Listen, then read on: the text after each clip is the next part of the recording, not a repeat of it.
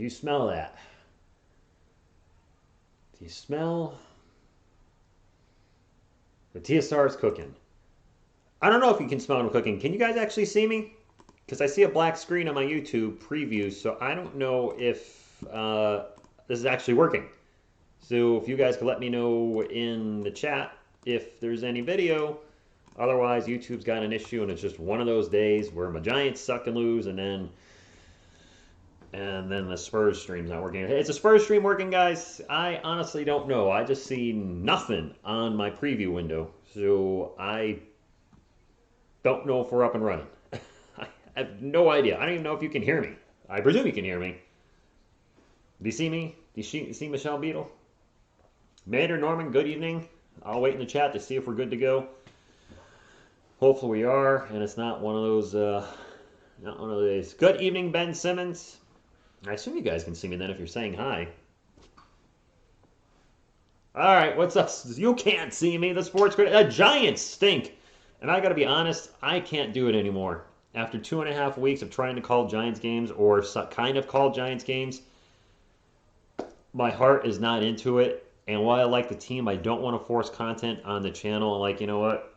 It's just 3 hours. I'd rather be doing something else. Watching the game, don't get me wrong, but I was working on a music video and then I had to stop short to do the Giants game. I'm like, you know, I would just rather do video editing and chill and not get angry on stream, which the Giants are the most frustrating team that I like. And I'm like, I don't enjoy calling the NFL. I can't do it anymore. What I do enjoy doing is calling my San Antonio Spurs, whether winning or losing. Go figure. I like calling basketball, but NFL, football, I've tried many times, and I'm like, finally, I got to throw the towel in. I can either keep forcing myself to try to do this and force myself to enjoy it, or concentrate on doing other things in life that I enjoy. And I'm like, you know what? I need to do that. Plus, the Giants being god-awful is not helping me in any way. Right, Amir? They're just so bad. They're so bad. It's just... And not only that, I just don't like sitting tied for 3 hours. I wish I recorded the reaction to the UFC main events last night, the co-main event and the main event when I was at Hooters with my buddy Jeff, because the crowd went nuts on both fights. I'm like, this would have been great to upload, but I didn't do it. Oh, well. Gorinary Studios, good evening. Hooligan, hello, Reese. Yes, go Spurs, go is right. Ba-bam! Let's get a win tonight. I know this is a young team. This is going to be a frustrating team at times, but that doesn't mean I don't want them to win. They were. I didn't get to see the end of the Denver Nuggets game. I saw the first half and they were getting blown out. Then they got even more blown out, I believe, in the third quarter, but started coming back in the fourth to the point where Denver started putting their starters back in at the end. So at least they don't give up. They're always fighting. I was very surprised to see. Actually, Josh Primo was in Austin last night. Had a rough game. So that's why he didn't play last night in the blowout. Who's going to play tonight? I don't know. It's a back-to-back. Is Pop going to sit Keldon with, making sure his ankle's okay? Could Devin Vassell get the start? I heard rumors Jacques Landale came up to the team. Well, Josh Green, I don't know what's going to happen. What's up, Phil? The second half last night was sad. People were leaving the arena in the third quarter. Oh, boy. Jax Cordy, yes, Sports Critic. That was a fantastic pay-per-view last night. Great way to end the year for the UFC. Mike Lennon has 3 touchdowns? Yeah, Hooters, the restaurant. Xander, good evening. DeJounte, I would probably be my first Rage Spurs video, depending on what we get. If it's DeJounte for Ben Simmons, I will unfortunately rage. I don't want Ben Simmons. I've said it before. I'll say it again. Do not just say no to Ben San Antonio Spurs. Bobby February, good evening. KJ will play. He's on your... Oh, okay, J Money. Sounds good. But again, to those folks just coming in real quick, I tried getting back to doing the NFL. My heart's not into it. The whole first half, I was like, I'm not enjoying this. It's a small crowd as well, which, don't get me wrong, I appreciate the folks that stopped by. You guys are awesome. But it's like, I don't enjoy it. So I'll focus on the San Antonio Spurs, as I have been. But I also really want to focus on my music channel, and trying to do multiple teams is just taking away from that. I'm like, let me stick with the Spurs.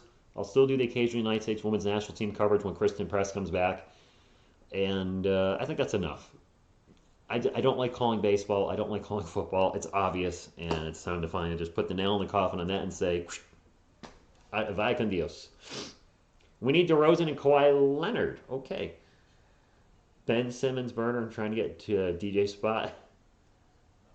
You like Hooters, don't you? Can't. I mean, it's okay. I go to be honest with you, to watch the main reason I go to Hooters is to hang out with my buddy Jeff, who you guys have seen on stream a few times, to watch the UFC because I'd rather pay $15 for the food. I don't get a lot of food when I'm there for food and whatnot than 37.50 because if me and Jeff split it, ordering the pay-per-view. So I'm like, I can save 20 plus bucks. Plus, there's the atmosphere. When you're watching it with just like one person in your house and something crazy happens, you're both like, yeah, woo. But when you're watching it and the whole restaurant goes nuts and people are cheering and jumping out of their chairs, you just can't recreate that experience at home. You can't. Just like the movie experience. You go to the movies because, well, you want to see it first, but also that experience of seeing it with people. And that's what you get when you go to any sports bar to watch a sporting event. Now you could say, Rich, why don't you watch Spurs games in a bar? Well, I live in Connecticut. I'd be the only one there watching. A lot of people said they stopped playing after the half because Pop told players are getting traded soon. It's got to be rumor. Nobody was within 3 from what? Nobody was within 3 from me. Oh, no, nobody was within 3 feet from you? You were at the last game? Chargers beat the Giants 37-21. That game was not as close as it sounds. Como esta, Christian? Yo, I'm finding a parking spot now. I'll be with you. Nice. It'd be very interesting to see what trades, if any, the Spurs will do. Keep your eye on December 15th. I think after that date, that's when we're going to start to see trades happen in the NBA. I don't want to see a lot of players jump over to the super teams we already have, like the Brooklyn Nets, the Golden State Warriors, the Los Angeles Lakers. Even though they're struggling, I don't want to see another all-star go over there. I don't want to see the Bulls pick up another player. I want to see what the teams that are under 500, what are they going to do? What are our San Antonio Spurs going to do? Some people feel Derek White's expendable. Some people fear DeJounte Murray's expendable. That is shown clearly is not in our future plans. Some people, small minorities of Spurs fans, still want Ben Simmons on the team. Would I take him if we could only have to give up a bag of chips? Of course. I mean, I'm not going to say no to a multi-time All-Star if we're giving up nothing for him. I'm not stupid, but if it's DeJounte Murray, 3 first-round picks, I'd be like, no. Because Philly, from what it sounds like, wants earth, wind, and fire for Ben Simmons, and I'm not giving up elements. What's up, Jarendando876? Go Spurs, go. The Cowboys, I still don't trust them in the playoffs. So they totally proved me wrong and proved their fan base wrong and many NFL analysts. I just don't trust a thing about them in the playoffs. You missed the juice. Trade Thad, I think they're going to try to. He's clearly not happy here. In my recap video, I mentioned, you guys noticed ever since he opened his mouth, except for in the blowout and garbage time last night, his minutes have been reduced. And what I mean by open his mouth is he mentioned he's not exactly happy with the situation here. Keldon is starting tonight. So I wonder if Pop saw that and said, you're not happy, huh? You're not happy? You're not happy, huh? How about you don't play? You happy now? I don't know what I was doing there. I don't know. I got nothing. You just noticed? Of course Michelle's right there. Just noticed her. I'm like, she's always popping up on the Spurs games. I watched the first half in Denver last night before going to watch the UFC, and I was like, oh, yeah, Michelle Beadle join me for a game. She seems to know her thing, and she's not bad on the eyes. She's my age, too, right around my age. Trade away Thad, Brent, yeah. No, Stacy, this is the real game right here. Triple H, the game. Good evening, Cody. It is what it says in the title of the video. Live play-by-play and scoreboard. There's no deception there. Don't even start. Be beneficial Spurs. It's just that the Sixers want everything. Josh Primo and DJ are... No. And I can ask me to have the Spurs trade Keldon Johnson when I got his jersey hanging up behind me. What do you think I'm going to say to that? I'm going to say no. What's up, Jeremiah? It is not a must-win. It's we'd like them to win. Congratulations, by the way, to Cowboys fans for wrapping up. I believe the NFC East is pretty much yours now. Knocked my team out of competition. I think my team was knocked out of competition in Week 1 because they're terrible. For the New Orleans Pelicans, Herbert Jones, Brandon Ingram, Jonas Valanciunas, Josh Hart, and Devontae Graham. Is that the starting lineup I have? I believe so. I have it kind of in different order, but okay. That's what I have. Okay, go me. We also, Kelvin Johnson, Doug McDermott, Jakob Poeltl, Derek White, DeJounte Murray, the starting line for the Spurs. I thought about doing WWE when I first started the channel. Did a couple. I was bored out of my mind. I just can't get into the WWE anymore. If it's a playoff team or a sucky team, let's play. Yeah, facts. Thaddeus, Lonnie, and Derek for Ben Simmons. I might be open to that because Lonnie and Thaddeus aren't under contract going into next year. Derek would be the only one. Whoo! It is empty at the AT&T Center again. The Spurs will win the jump ball. No, people are not going to watch old WWE reactions, and it wouldn't be a reaction because I've seen everything from the 80s and 90s. It would be a fake reaction. Doug McDermott into the paint after the pass from Jakob Poeltl. Can't get the shot. Jakob with the rebound. And the Spurs will have 10 on the shot clock. See, this just feels now, calling basketball feels good to me. The DeJounte Murray pull-up jumper is good. I mentioned it earlier in the stream. I just can't do the NFL anymore, guys. I did 2.5 weeks, and I just don't enjoy it. And I'm like, I love the New York Giants as much as they stink, but I can't force myself to cover them on my YouTube channel just because I have a sports YouTube channel. So I'm finally putting the nail in the coffin on that. Done with the Yankees. I'm still a Yankees fan, but calling the games, I don't like calling baseball. That's a foul and a non-shooting foul. Half a game away from putting the lock on the door. Oh, okay. Okay. Dude, Zion's got he's got a right foot fracture?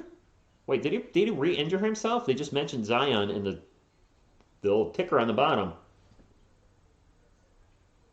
Valanciunas with I'm going to mess up his name. Jonas with the miss. I'm just going to go with the first name. It's shorter and easier. DeJounte back the other way with the runner. No good. Jonas with the rebound. It is Pelicans ball. No Zion tonight. Possibly no Zion all this year. Jonas thinks about a three. Passes it over to Brandon Ingram. Ingram into the paint and just posterizes Doug McDermott with a boom shakalaka in his face. Ouch. How do you like me now? Calvin's open for three. Toss it off to DeJounte. Derek will take the three after the DeJounte pass, and he'll make the three. Man, Derek White needs to start hitting his threes at a higher rate. Gecko, Playmaker Guido, excuse me. I thought it was Playmaker Gecko. Did you change it? Was it always Playmaker Guido when I was reading it wrong? I'm sorry. I used to work for Geico. Maybe I got Gecko in my head. Jonas into the paint and falls down and scrapes his knee. DJ going to drop a big 7 points? What's going on, man? Zion, I see a load of talent. That dude just can't keep himself in shape. And I'm not trying to, pick on him. He's way, way too heavy for his body. And it could cost him his NBA career. Nice drive to the hoop by Devontae Graham. Can't put it in. Diaco may have affected that shot. Spurs taking it up the other end. That didn't sound right. Kelvin into the paint. Pull-up jumper. In-and-out burger, and that's something we've seen a lot with the Spurs. A lot of in-and-out burgers where the ball's going in, right back out the other end. Pull-up three by Ingram.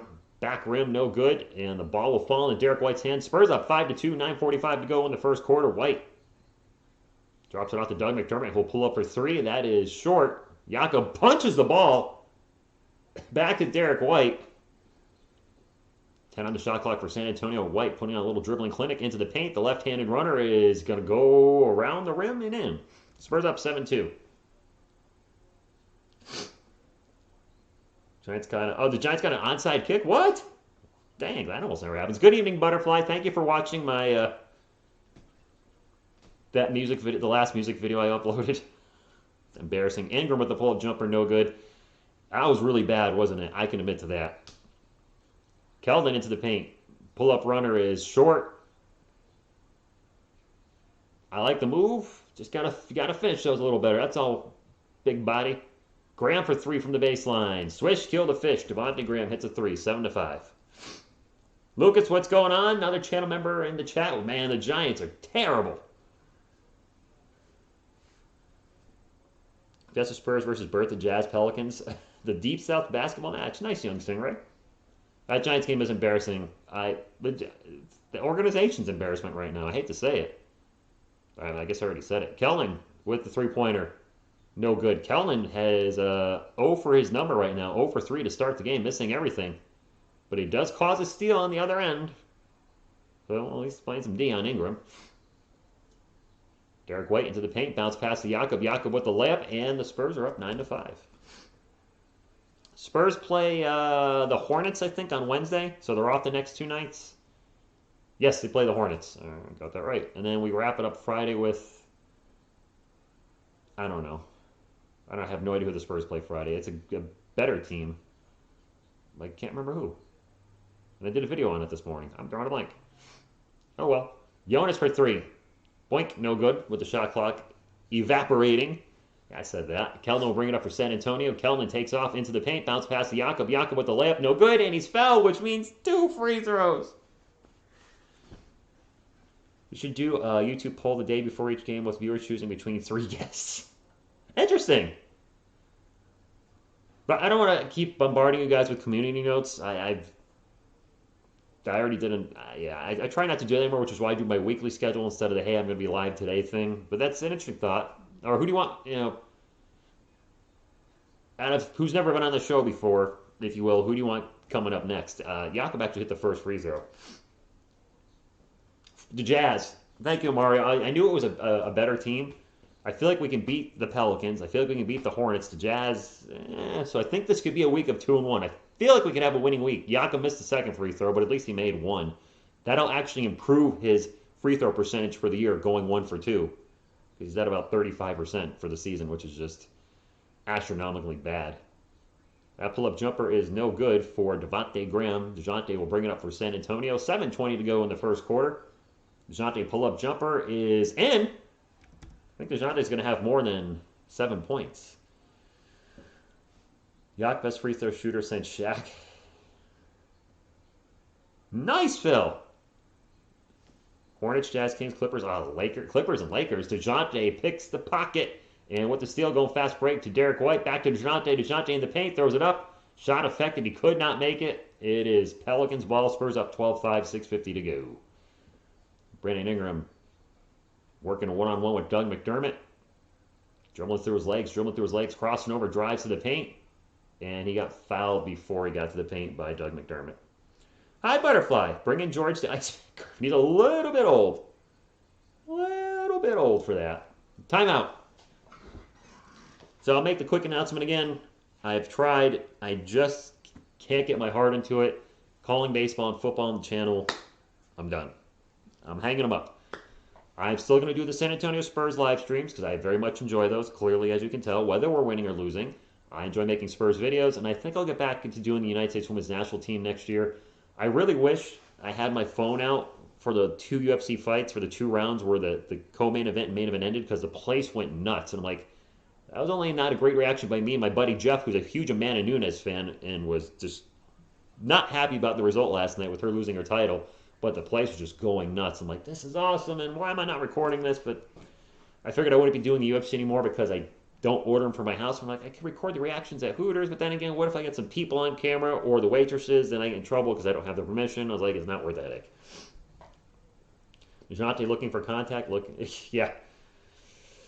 Finish strong is right. Yeah, 20 games for next season in the Super Box for only $3.15 a month for 12. Nice. Zion's in his early 20s. Isn't he like 22? Maybe 23? He's very young, and his weight is a huge problem. Yeah, his career is not going to, basketball, what's one of the biggest things you do? Run and jump. And being overweight, which he is, let's be honest, let's call it what it is. He's overweight. It's just going to wear down his body, and it's already starting to happen. And it's not too early to correct it, or not too late to correct it. He's got enough time. Maybe he'll miss the rest of the season, but lose some weight, get in shape. And round is not the shape we're looking for, Zion. And come back strong, because he is a very talented guy. His first game ever in the NBA was against our Spurs, and we saw him go nuts in the fourth quarter, hitting, 4 or 5 threes? He's such a powerful dunker, too. But if his body doesn't hold up, it's all not going to matter. So I hope he figures it out. It would suck to see another talented young man career just go to because of a weight problem. Jamarcus Russell in the NFL, I believe, was the first overall pick by the then Oakland Raiders, and he just had weight issues, and his career was over before it began. Zion 317. Yeah, no, there's no judgment here towards Zion. I think when people are talking about him, they're generally concerned, like, dude, you gotta lose weight or your career you're not going to have a long career in the NBA, especially if your knees and your feet and ankles are clearly not able to support that weight. Now, maybe they could support that weight if you're just walking around, but running and jumping and putting all that weight and all that pressure on a regular basis on his body, not good. No ball, no... Oh, so the Hornets are ripe for the picking, which means that's a trap game for us. Poor man's Utah Jazz. Ouch! My buddy's a Jazz fan. You take offense to that. Jonas in the paint. Up with the jumper, and it's in. 12-7 in a somewhat low-scoring first quarter. Like I just took her career. Nice, Edgar. Jakob in the paint. Gets contact, throws up the layup, and it's good. Foul on Jonas, and more than likely none. Zion does weigh as much as Shaq, but Zion's what, 6'7"? Shaq was 7'1". And Shaq's body didn't... I mean, Shaq was dinged up here and there throughout his career, but he still was able to play at a high level and play, not miss the amount of time that Zion's missing this year. Good morning, Robert. By the way, if you guys not hit the thumbs up, you know what it looks like. It looks like that. Be sure to do so if you haven't done so yet. It does help the channel. Fast, free, fun, nutritious, and delicious. And Jakob and none. He's now 1 of 3 from the line, which is about what you can expect from Jakob Poeltl at this time. Wow, coast to coast. Josh Hart with the layup. Taking it right at the Spurs defense, and the Spurs defense had no answer. DeJounte pulls up for a short jumper, no good. The putback by Kelman's no good. Oh, man, Kelman's off to a rough start tonight. Oof. Devontae Graham, one-on-one with Don McDermott. Over to Jonas, back to Graham. Graham in the paint, pull-up jumper over Jakob. A little too much on it. Jakob Poeltl with the rebound. Spurs up by 5 as we are halfway through the first quarter. And McDermott stepped out of bounds. By the way, I hate to bring this up, but you guys notice that Lonnie Walker's been stepping out of bounds like once every game? Is it just me? Lonnie's checking in as I say that, ironically enough, but he did it again last night when he was about to drive, and then it feels like every game at least once, he's by the baseline, getting ready to drive, and he steps out of bounds. It's very frustrating. Pelicans ball, 14-9, 5:30 to go in the first Q. Ingram with the ball, and he gets stripped. It's Spurs ball. I think DeJounte will get credit for that steal. Walker into the paint. Man, Lonnie has been attacking the rim, though. Say what you will about that one turnover, stepping out of bounds. He's been attacking the rim much more, and he takes it right at the rim. He throws up a layup for his first points of the game. Keep doing what you're doing, Lonnie. He's been playing. The last 2 games, he looked really good against Denver. Keep it going tonight. Hart drives baseline and throws down a 2-handed dunk. And one? Oh. Yeah, it's going to happen. We're 4th in field goal percentage? What? Awesome, Roland. On pace to win 112-72. I don't think it's going to stay like that. Slow and finish fast and strong. Yeah, he needs to keep doing that. Charles Barkley is a Hall of Famer and one of those players that could carry that weight around very well. Weatherfield? Yeah, but, being down a million going into the 4th quarter didn't help us either. Josh Hart missed the free throw. Derek White with the rebound. It'll be Spurs ball. Lonnie with the ball. Into the paint again. Euro step. Throws it up. No good. A fight for the board, and the Spurs will get it back around the world to Lonnie Walker. Baseline 3. Lonnie Walker! Attacking the rim. Hitting. You know what? Good for him. Because I've been very critical of him this year. Because he hadn't been playing well. And I always say, keep proving me wrong, Lonnie. Show the Spurs and the fans that you deserve another contract. Keep it going, my man. Satoransky has checked in for the Pelicans. Into Jonas into the paint. And Jonas with a little jumper off the glass is good. Lance, what's up? Go Spurs, go. Derek out in three-point land. Drops it off to Jakob Poeltl. 4:20 left in the first quarter. Smoke him if you got him. Lonnie with the ball. Over to Derek. Derek into Jakob in the paint. Jakob with a turnaround jump hook is good. And the Spurs up 21-13. Lonnie for Hall of Fame. Let's not get too carried away.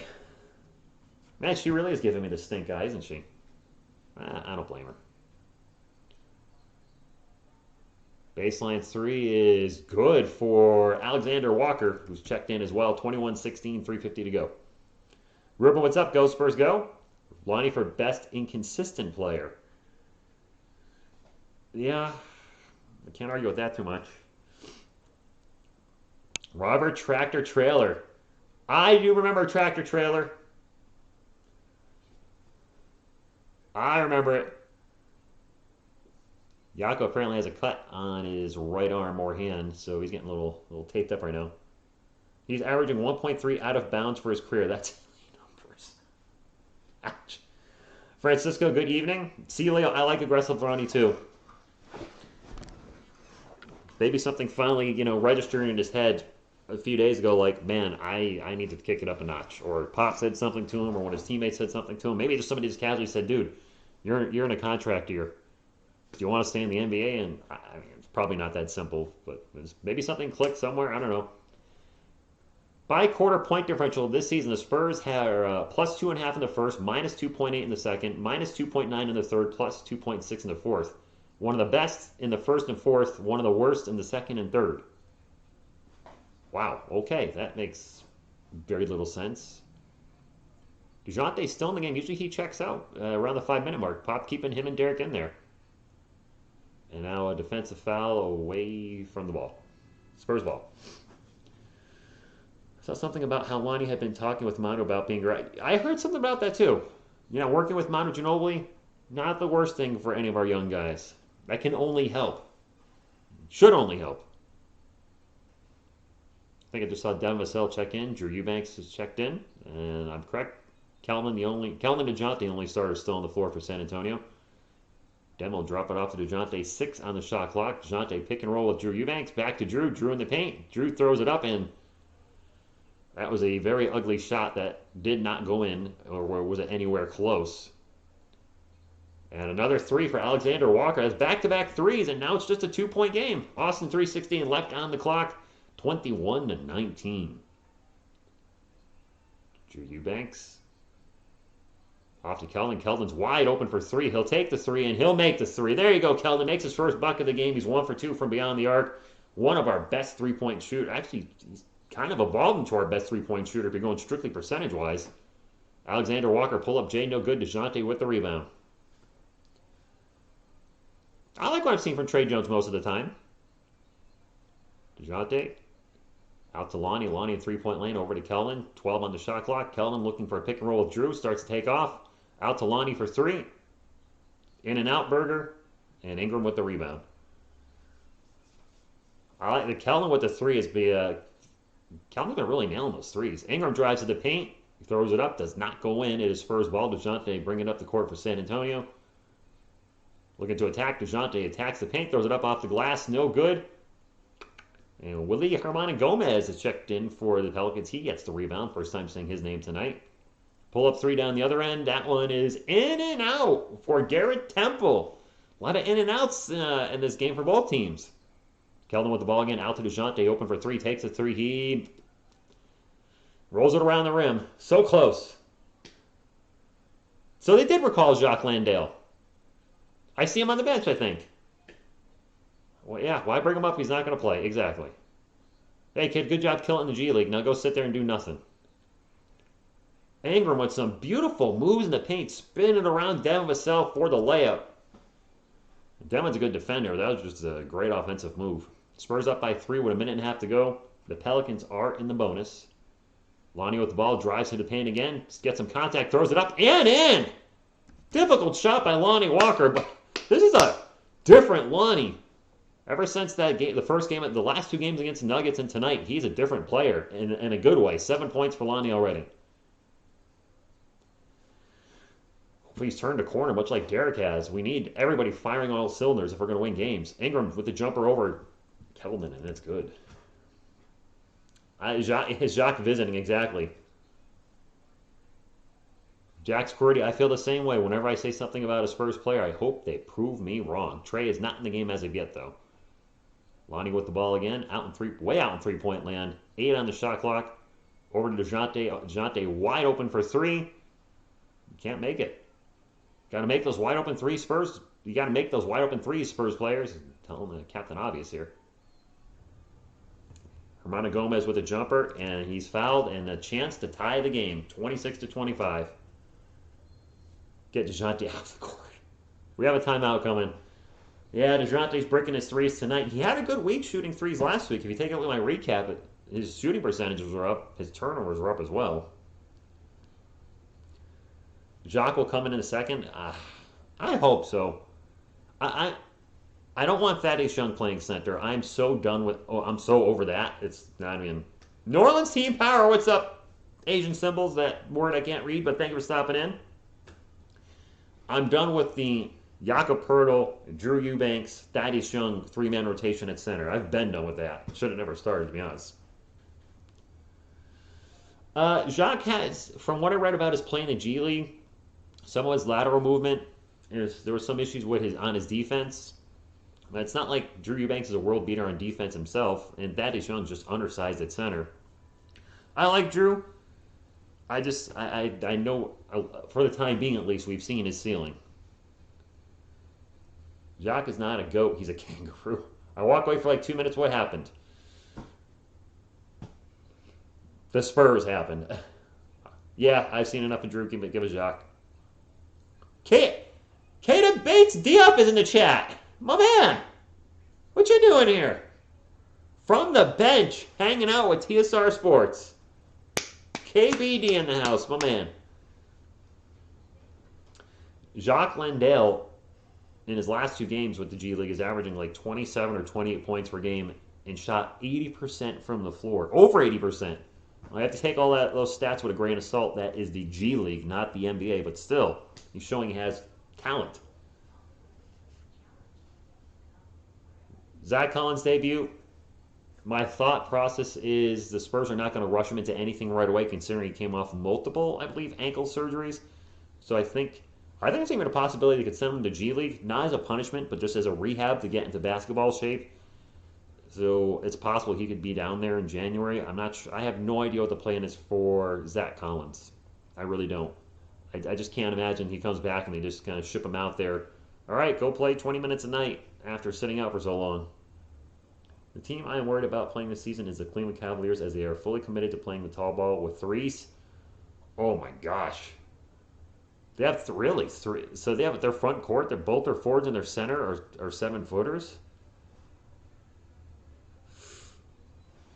That's some size. And one thing we know, the Spurs do not have size. I mean, our starting power forward is 6'7", and our starting small forward is 6'5". Last 2 games, Lonnie Walker, 18.5 points, 57% from the field, including 44% from beyond the arc. That is so much better than how he's been doing the rest of the season. Infinitely better. It's not even apples and oranges. It is apples and oranges. It's not apples to apples. Laurie Marquardt, Evan Mobley, and Jared Allen. Okay. Free throw attempt to tie the game with 33.3 left in the first quarter. Spurs had the lead, but, well, you know. The usual happened. We gave the lead up. Devasel, Derek White, Trey Jones, Drew Eubanks, and Lonnie Walker out there for San Antonio. Derek looking for a pick and roll with Drew Eubanks. And no pick, no roll. 6 on the shot clock. 10-second differential between the shot clock and game clock. Derek's going to take a step back 3. No good. And I think we're going to have a foul on the Pelicans as Drew Eubanks looks like he was pushed, and that's going to be the case. Alexander Walker getting hit with the whistle.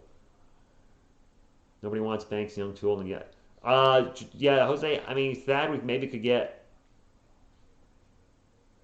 maybe a late second-round pick from a contender. That's it. I don't think, or a player we've never heard of, a G League player. Derek into the paint, spins around, throws up the layup, and it's good. 5.4 seconds to go. 5, 4, 3, 2. The runner at the end, no good.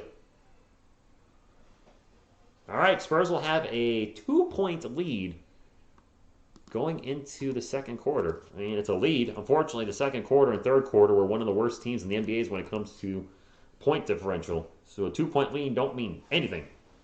The Cavs from Portland. Ben Simmons immediately bring 50 points. Oh, you guys talking about Ben Simmons again? Ben has not played at all this year. There's some bad stuff happened between him and Philly.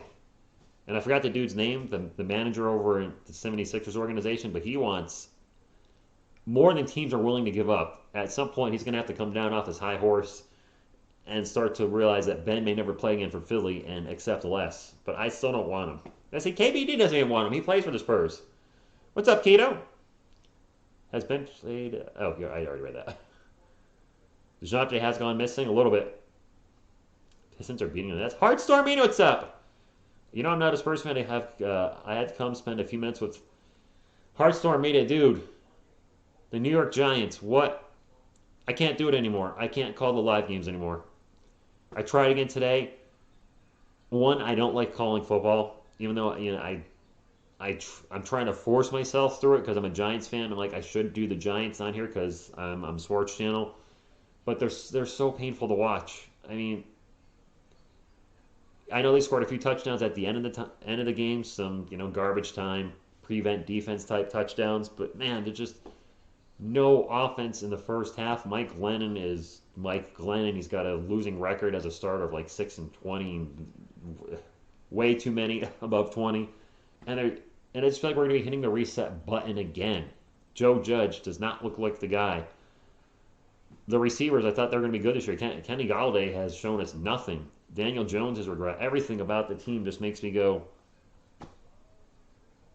where's the hope moving forward? The Spurs have a losing record, but I see some hope in Josh Primo, or Jacques Lindell, or at times Calvin, or at times DeJounte. At least I see players that are exciting and get me pumped up. Like even Saquon Barkley hasn't broken out with anything this year except for an injury. He hasn't busted a run for 80 yards. There you go, bro. It's hard to make Giants vids of any kind. Yeah, I'm not doing the Giants and Cowboys. You guys know that game's probably going to be over in the first half, and I'm just going to be miserable, and I don't want to be miserable. What's up, Arab? Thanks for stopping in. DeJounte, 1 of 9 tonight. He needs to stop shooting. Well, I don't think many people would compare. The Spurs organization obviously is, since I've been a fan of both teams around 1990, has been much more consistent than the Giants. Yes, the Giants have won 3 Super Bowls in that time, but they've had a ton of losing seasons in between there, where the Spurs have won 5 titles and had a unbelievable, incredible run. Trey Jones with the runner in the paint, no good. Fights for the offensive rebound and gets it. Nice hustle, loyalty, and respect by Trey Jones. I don't know what just happened there. Eubanks is a pull-up jumper. I don't want to say that much. It was a short jumper, but it's good. I like what Galladay did as then when they throw. Well, that's true. True. It's just, man, you gotta check out Heartstorm if you haven't checked him. He's a good dude. He does. Man, you'll talk about variety of content. There's a little bit of everything on that channel. How to make mixed drinks and sports and movies and everything. Good dude, too. Drive to the paint and a whole bunch of contact as 3 players go down. Alexander Walker down for the Pelicans. And a couple, Derek White and I think Eubanks went down too. Dang. Yeah, DJ's been a little rough lately. And actually, Butterfly, you hit the nail on the head. We do not have a consistent player. Who on this team has been consistent every single game? That's fair. And that's our biggest detriment. We don't have the guy. And people say, you don't need a guy that scores 25 points per game. I'm like, but when you have a puzzle of 6 or 7 different players any given night scoring 10 to 15 to 20, what if a couple of those players aren't producing? What are you going to do then? We have 2 free throws right now for Willie Hermano Gomez. We don't have a guy. I feel like you need that player that can lead the team in scoring. You need a guy that scores 24, 25 points per game. We don't have it. You look at a lot of the top teams in the NBA, I believe they do. Correct me if I'm wrong. The defending champions had Giannis. The team we played last night, Lonnie Walker pull up 3 in and out. The Denver Nuggets, they are just absolutely crushed by injuries, but they're still competitive because Jokic can go out and score 30 plus or have a triple-double on any given night. Alexander Walker to the paint, throws up a high layup, and we got a 1-point game. Just my thoughts. Clan the Spurs fan, you're alive! Wish my man Clan well. He was part of that tornado disaster down south. Devin Vassell for 3, no good. The long rebound fouls to Lonnie. Lonnie takes it into the paint, throws it to Devin Vassell. Vassell's jumper's no good. The putback's no good. Eubanks with the rebound. And then he throws it away. Throws it right to Devontae Graham. Oh, that hurts. Pelicans ball.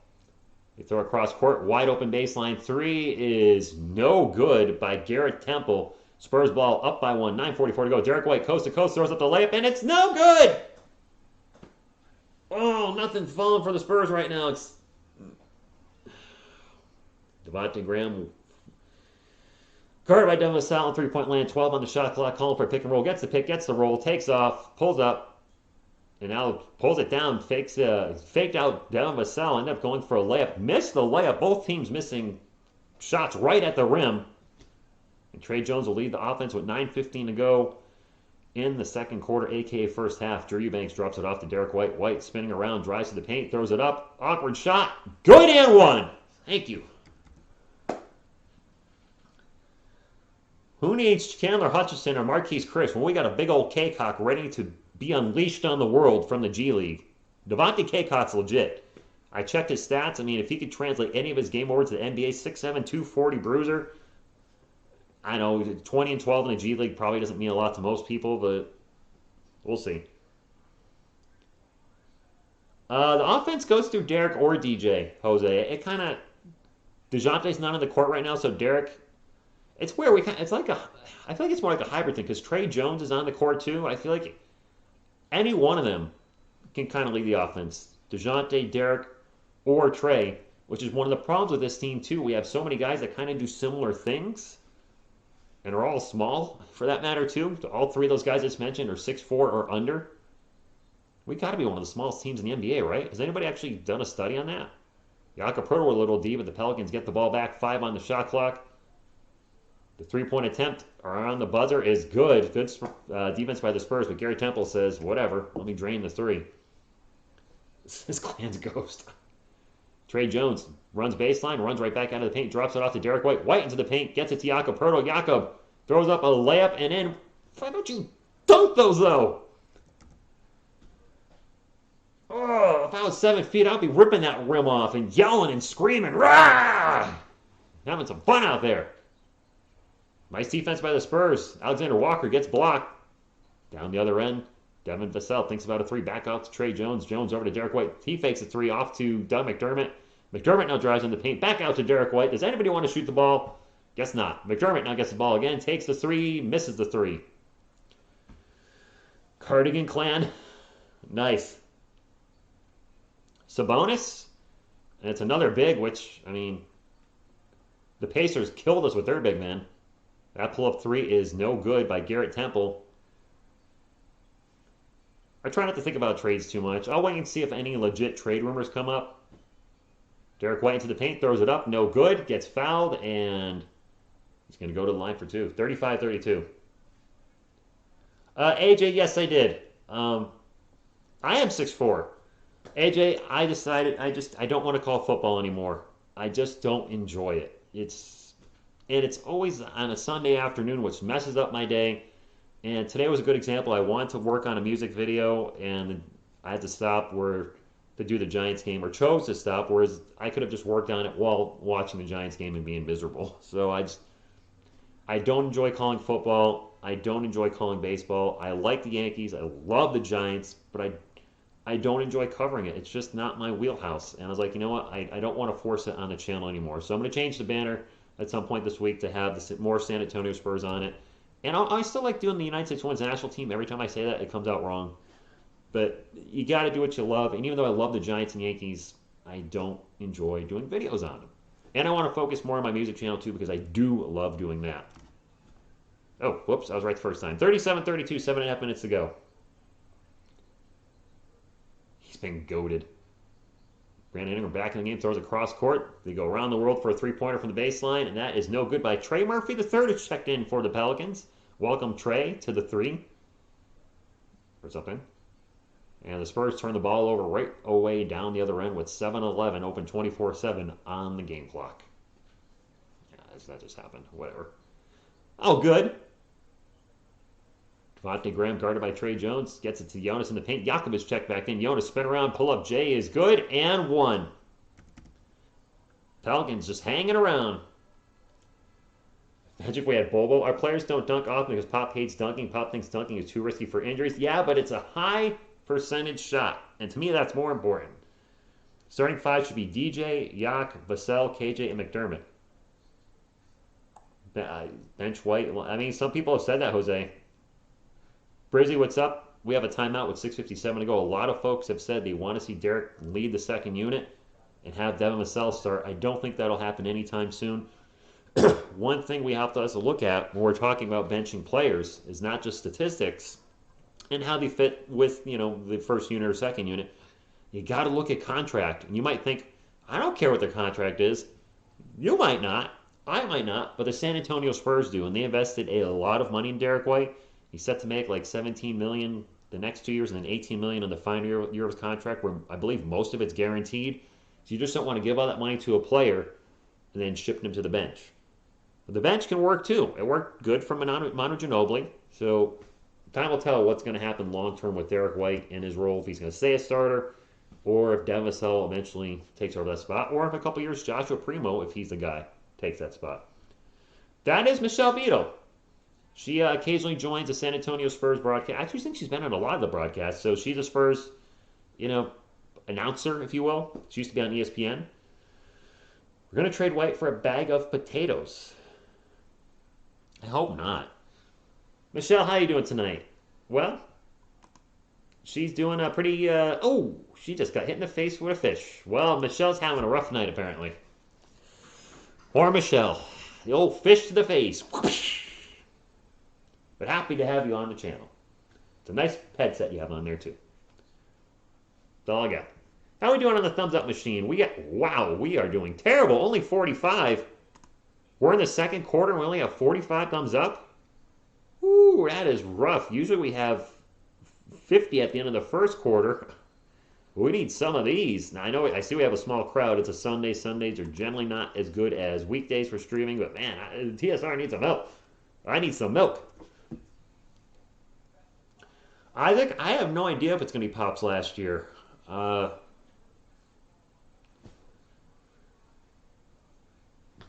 He should get the record this year. I think the Spurs will probably win. I originally said 32-36. I'm going to bring that number down a little bit. It feels like it might be more 28-32. But 28, even if we go the low end of that, it still gets him the record. He needs only 26 wins. I think he'll get it. I don't know if he'll want to be back for the rebuild. He's never been part of rebuild for the Spurs, so maybe to him that actually seems exciting and a challenge to, kind of start anew, whereas he kind of inherited the Tim Duncan dynasty. He took over his first year of coaching was Duncan's rookie year. Free throw's good. It's 2-point game. I am not on my scoreboard. Bink. Derek has been very good. He has been very, very good, Clan. I'm glad that I've been wrong about him. Lonnie's been playing much better, too. We have a loose ball foul away from the ball. 6:47 to go. Spurs up 37-35.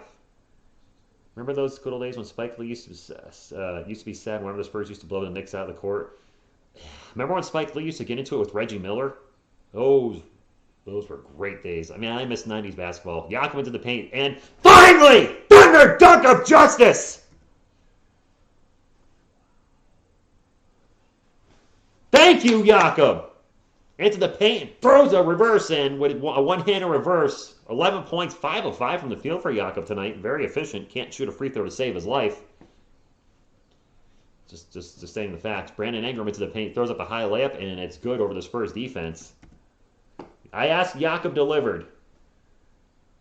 Derek spinning in the paint is very good. Rolo, very, very good.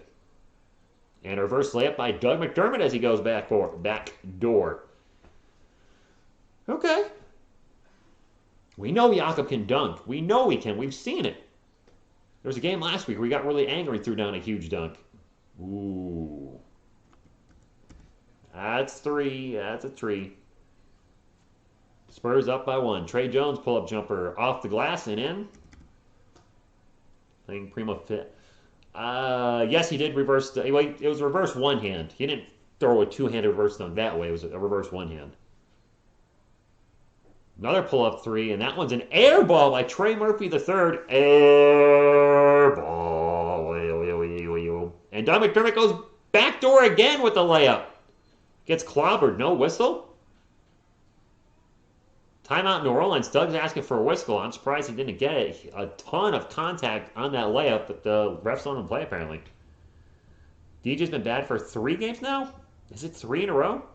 Kissing your co-host for that dunk? No, no more kissing the co-host.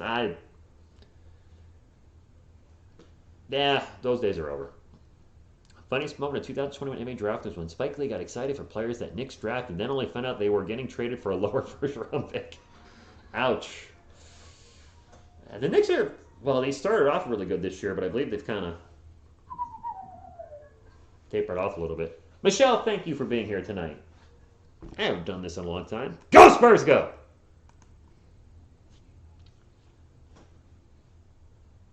Yeah.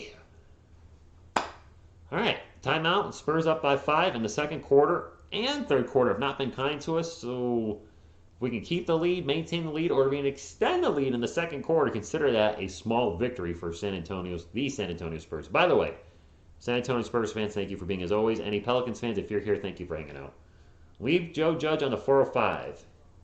Yes. And to any channel members in the chat, thank you for being here. I see Phil is Phil again. He's not Jock Lindell's minutes or Brady ruined it for Atlanta or ball the ball to bang diggity what he did this thing, upchuck the boogie or whatever. Trey found a home. Good day to Ryan. All right. I try to keep it PG. Jordan, we're in a commercial break, so I can't see the clock right now. But that's one of the reasons too. I just don't want to do Giants live games. They make me so angry because they've been so bad for so long. The content just makes me. It's not fun to talk about them. I love the team, but I feel like there's just no hope anytime soon when I watch the team. Hey Mars, good evening. Giants would hire an Eagles fan at head coach. Probably at this point. I like Trey Jones' game. He might be a little undersized by today's NBA standards. I should say that about our whole team. But, he's got some skills. I hope he works on his three-point shooting in the offseason. Doesn't need to be a great three-point shooter, but at least hit one once in a blue moon. Just to keep the defense a little honest. Well, Pop's the president, so he would have to fire himself, wouldn't he? Zion wants out of New Orleans? That's Michelle Beadle, Christian. She's usually at the Spurs games with Sean Elliott and Bill Hand at times. She'll pop up and add little things here and there. She used to be an ESPN announcer and got into a little bit of trouble. So some weird things happen with her in ESPN. I'm not going to go into it. You can look that up on Wiki yourself if you really care.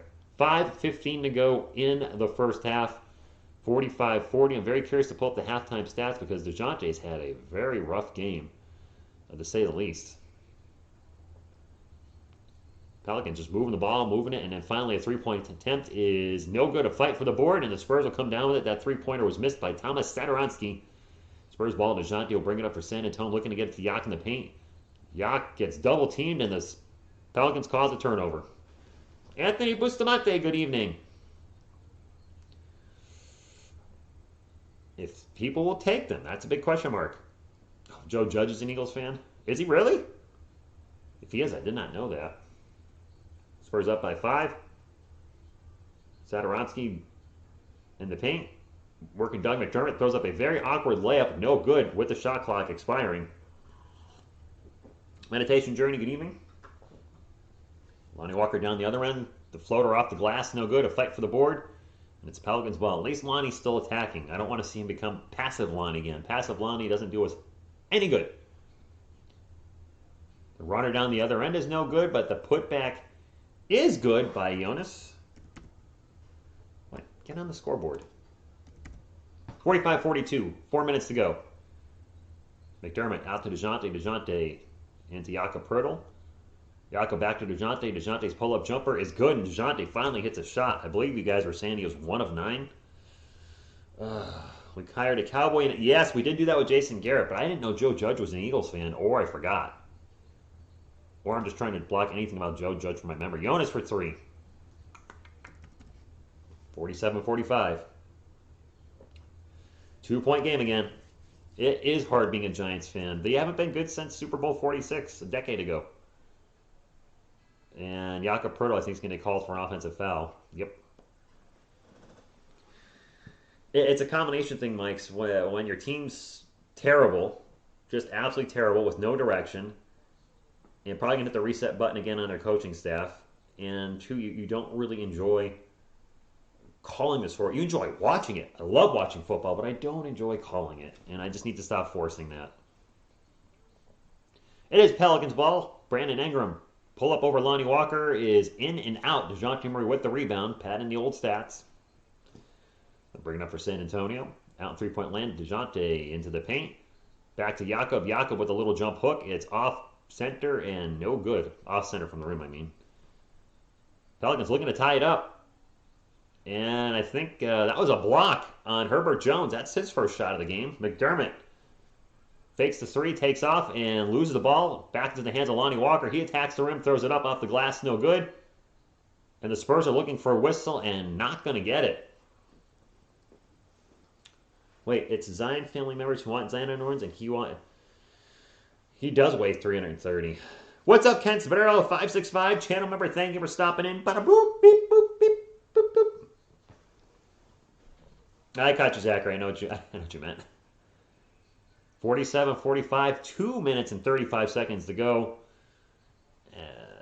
Spurs just clinging onto a small lead. Brandon Ingram out in three-point lane, guarded by DeJounte Murray. Back over to Jonas. Jonas takes it right at Yak. The little fadeaway jumper is in and out. Wow, that actually started going down the cylinder and popped right back out again. The rim stole that from him. Derek bounced past the Jakob in the paint down the other end, and Jakob with a little jump hook, which he's been using more and more. This little baby hook. Little baby. 49-45. Yak definitely double digits at this point. Pull up three down the other end by Josh Hart is good on the baseline. Pop's going to call timeout with 2:02 left in the first half. I really hope Spurs don't lose. Well, I hope so. Not either, Brandon. I feel like the Spurs can win tonight, and I feel like we can beat the Hornets. The Jazz will be a tough game, but I want to see another winning week. You know, 2-1. I'll take it. Pass the yeah. White your point guard. I mean, DeJounte. Let's not throw some shade at DeJounte because he's had a bad game tonight and not a great game against the Nuggets. I mean, he's a small slump. Now, if this continues over the next week or two, all right, let's start having a discussion. I mean, he's not getting benched. Just like Derek White, even though he was playing bad, even though some folks talked about should he get benched, maybe. I think we all knew it wasn't going to happen, and he played his way out of it. That's just the problem is we're not good enough to have one or more of our players being in a slump. We're just not. If Kelvin's off and DeJounte's off in the same night, we're really one of those teams that's those 7 guys averaging 10 or more points per game, and if two of those 7 guys are giving us 5 or 6 points, we're in trouble. Joe Wieskamp. Joe Wiesy went 0 for 8 last night in Austin. Yo, Jose. I think Jacques Lindale is there. I don't know why he's not playing. I've never liked DJ. Oh, okay. He's 3 of 9. That's not bad. DeJounte just isn't a star, and that's okay. It just is what it is. None of these guys... Yeah, I agree, Clan. None of them are stars yet. Optimus Primo, who knows? The future looks bright, but we don't know. Zach Collins, we still don't know what we have in him. Kelvin's still young. A lot of my guys are still young. Devin Vassell has shown flashes. Derek White into the paint, throws it up off the glass. No good. And it's a 1-point game. The Pelicans looking to take their first lead since their last lead. Jonas fakes the 3, pulls it down. I think he traveled. Yep. Traveling. Drafted big. 2 weeks till we see Zach Collins. I don't know where we're going to see him, Lewis. He's coming off a very serious injury with multiple surgeries. They're not just going to throw him out there. I don't know where they're going to go.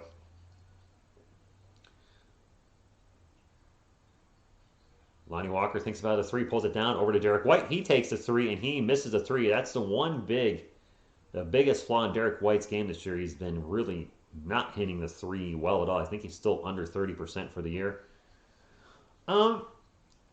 We've had all-stars before, guys. David Robinson, Tim Duncan, Manu Ginobili, Tony Parker, Kawhi Leonard, Aldridge.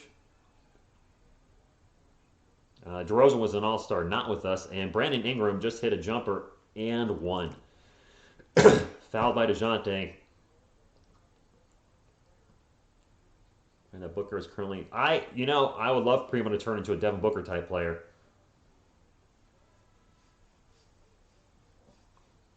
Well, the lead was fun. Let's take it back before the half is over. The Bills lost 33-27 in overtime.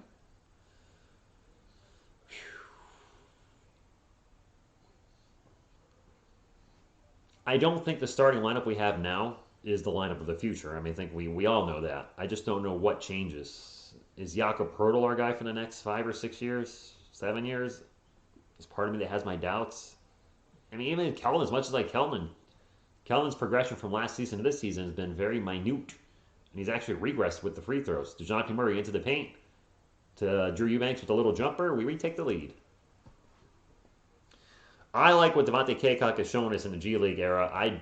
From what I've heard and read, and just looking at it statistically, he's been killing it down there. 20 and 12. I would love to have a guy giving us 20 and 12 right now. That pull-up three is no good. But the putback is Devontae Graham missed the three, but Jonas right there to clean it up. And that's one thing the Spurs have been killed on all year is second chance opportunities because we're too small. We clearly need another big. And I think Don McDermott is the one who's going to be replace that of the starting lineup next season. McDermott for three. Of course, as soon as I say that, Kevin Durant has 44. Not too shabby. We're just too small. I mean, even right now we have 3 guards out there. We have Lonnie, Derek, and DeJounte, plus Doug, plus Drew Eubanks. We're way too small. And that shot at the end of the half is no good, and the Spurs will take a 2-point lead. Hey, go Spurs, go! That didn't work. How about now? Go Spurs, go! I'll take a 2-point lead.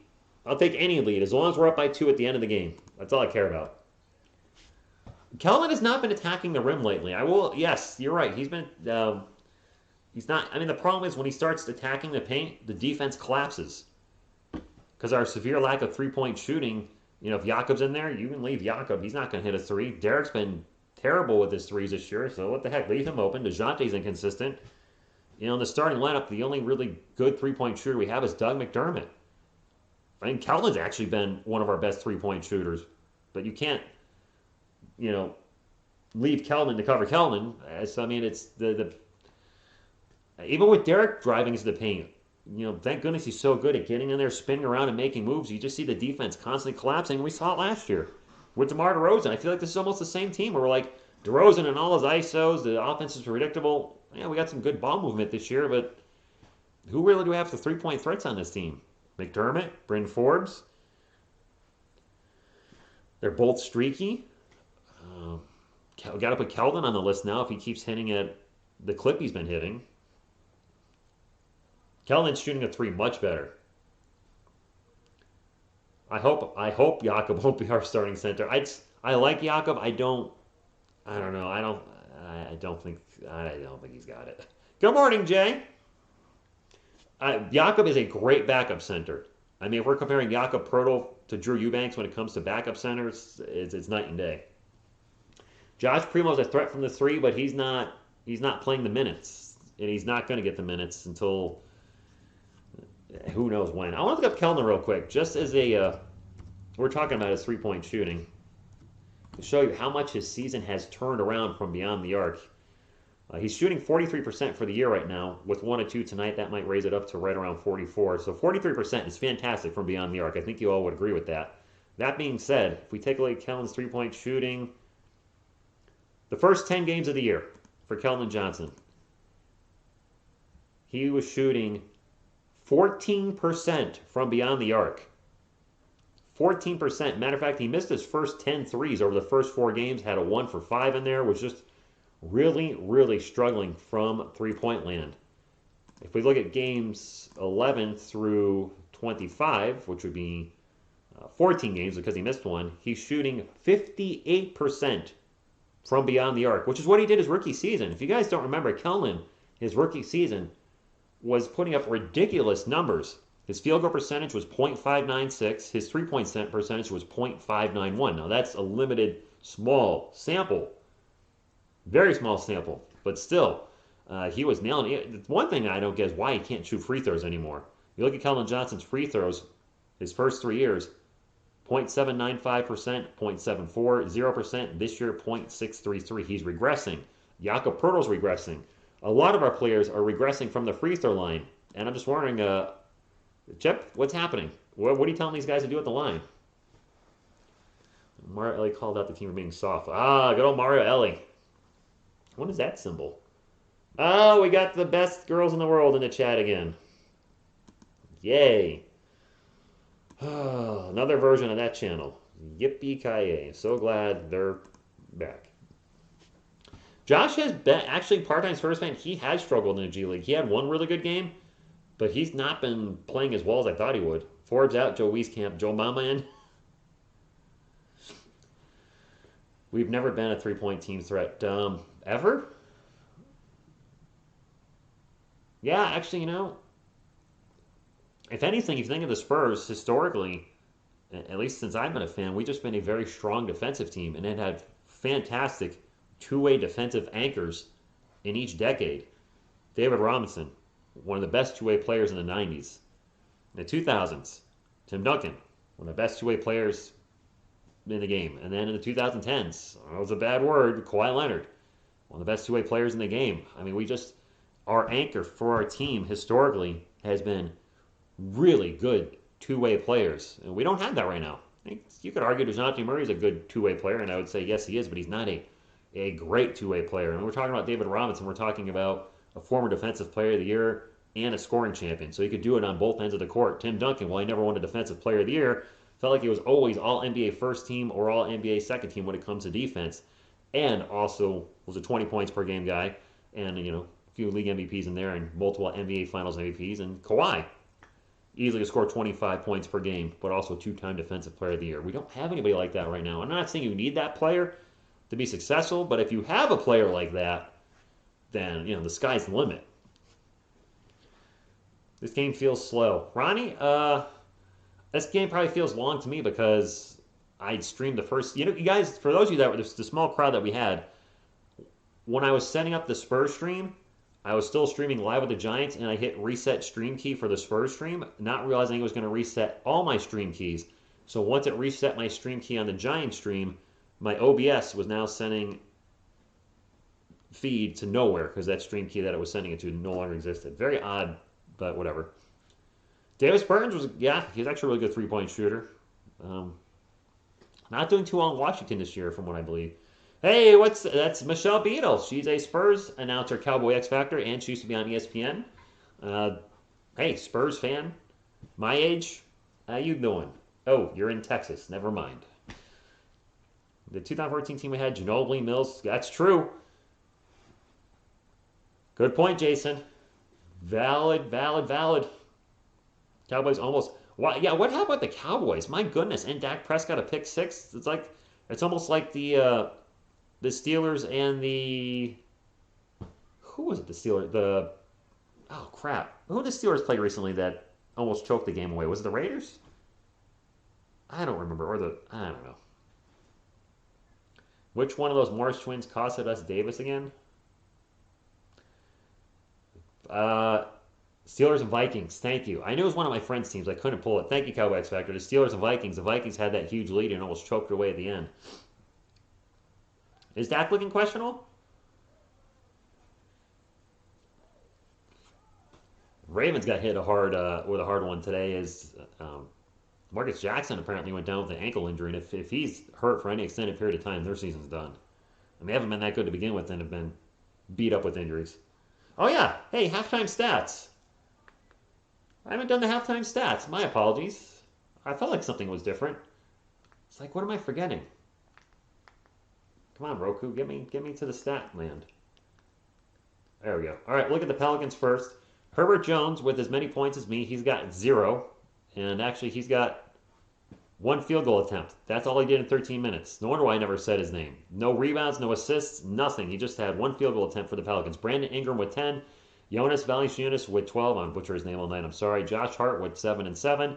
Devontae Graham with 3 off the bench for the Pelicans. Satoransky and Trey Murphy both with a donut. Garrett Temple with 3. Nickel Alexander Walker with a very solid 11 in 13 and a half minutes. And then Willie Hermana Gomez with 6 and 6. For the San Antonio Spurs, pull them up. Kellen Johnson with 3, but he's only 1 of 5 from the field. That one being a three-pointer. Doug McDermott with 7. Jakob Poeltl leading the team with 13. He also has 4 rebounds and 2 assists. I don't think Jakob's ever had a triple-double with the Spurs. He's shooting 85% from the field as Jakob, so very efficient. Derek White with 12. DeJounte with 6, 7, and 5. Another possible triple-double, only 3 and 9 from the field. Hopefully he can turn the game around. Off the bench, Pop with a short rotation tonight. Only 9 players. Lonnie Walker with El Quattro with 7. He's only 3 of 9 from the field, but at least he's being aggressive. Drew Eubanks with 4 and 5. Devin Vassell with a donut, 0 for 2 from the floor. And Trey Jones with 2 points. Trey leading the bench with the best plus-minus of +5. That's one credit I'll give to Trey Jones. He usually does well there if that's a stat you're keeping track of. But on a back-to-back, I thought Pop might go with a deeper rotation, but he's not. Then again, a lot of our guys didn't play a ton of minutes last night because we were getting blown out. Back to the game. Zion is out. Saying since the bye week after the Patriots. Okay. Yeah, Zion's in a lot of trouble. His weight's really a concern for, I think, a lot of NBA fans moving forward. For real, the offense needs to step it up and fast. The defense needs to stay hungry. We got to talk about the Cowboys. What's up, David? That is Michelle Beadle. She's a Spurs announcer. She pops into the games every once in a while. Brandon, vamos Spurs, vamos. Spurs with a 2-point lead on this long homestand. They only play 2 more times this week. I'll be calling both games, which that's probably no surprise to anybody on planet Earth. The Spurs and Hornets on Wednesday, and then the Spurs and Jazz on Friday. And let me take off these Giants games from my upcoming schedule because it's going to give me so much more free time. It really is. Not too many Spurs games left this year. The Hornets on the 15th, the Jazz on the 17th, the Clippers on the 20th, the Lakers on the 23rd, the Jazz on the 27th. That's right, Christmas. So the Spurs I'll have a long break there. The Heat on the 29th. They do play on New Year's Eve. I'm not calling a game on New Year's Eve. I'm obviously going to try to get with friends or family. And even if I did stream, that would be like the smallest stream ever, so I'm good. Some people are saying Zion is between 315 and 330. At least we don't have Jameis Winston as our quarterback. But you know what, Playmaker? Guido? Jameis Winston can say this at least, for good or for better or for worse. He's the only quarterback in NFL history to throw 30 or more touchdowns and 30 or more interceptions in the same season. So that would make for a very interesting watch over 16 games. Or now 17 as we have this year. By the way, Michelle, say hi to the guys that don't know who you are. Hello, guys. I'm happy to...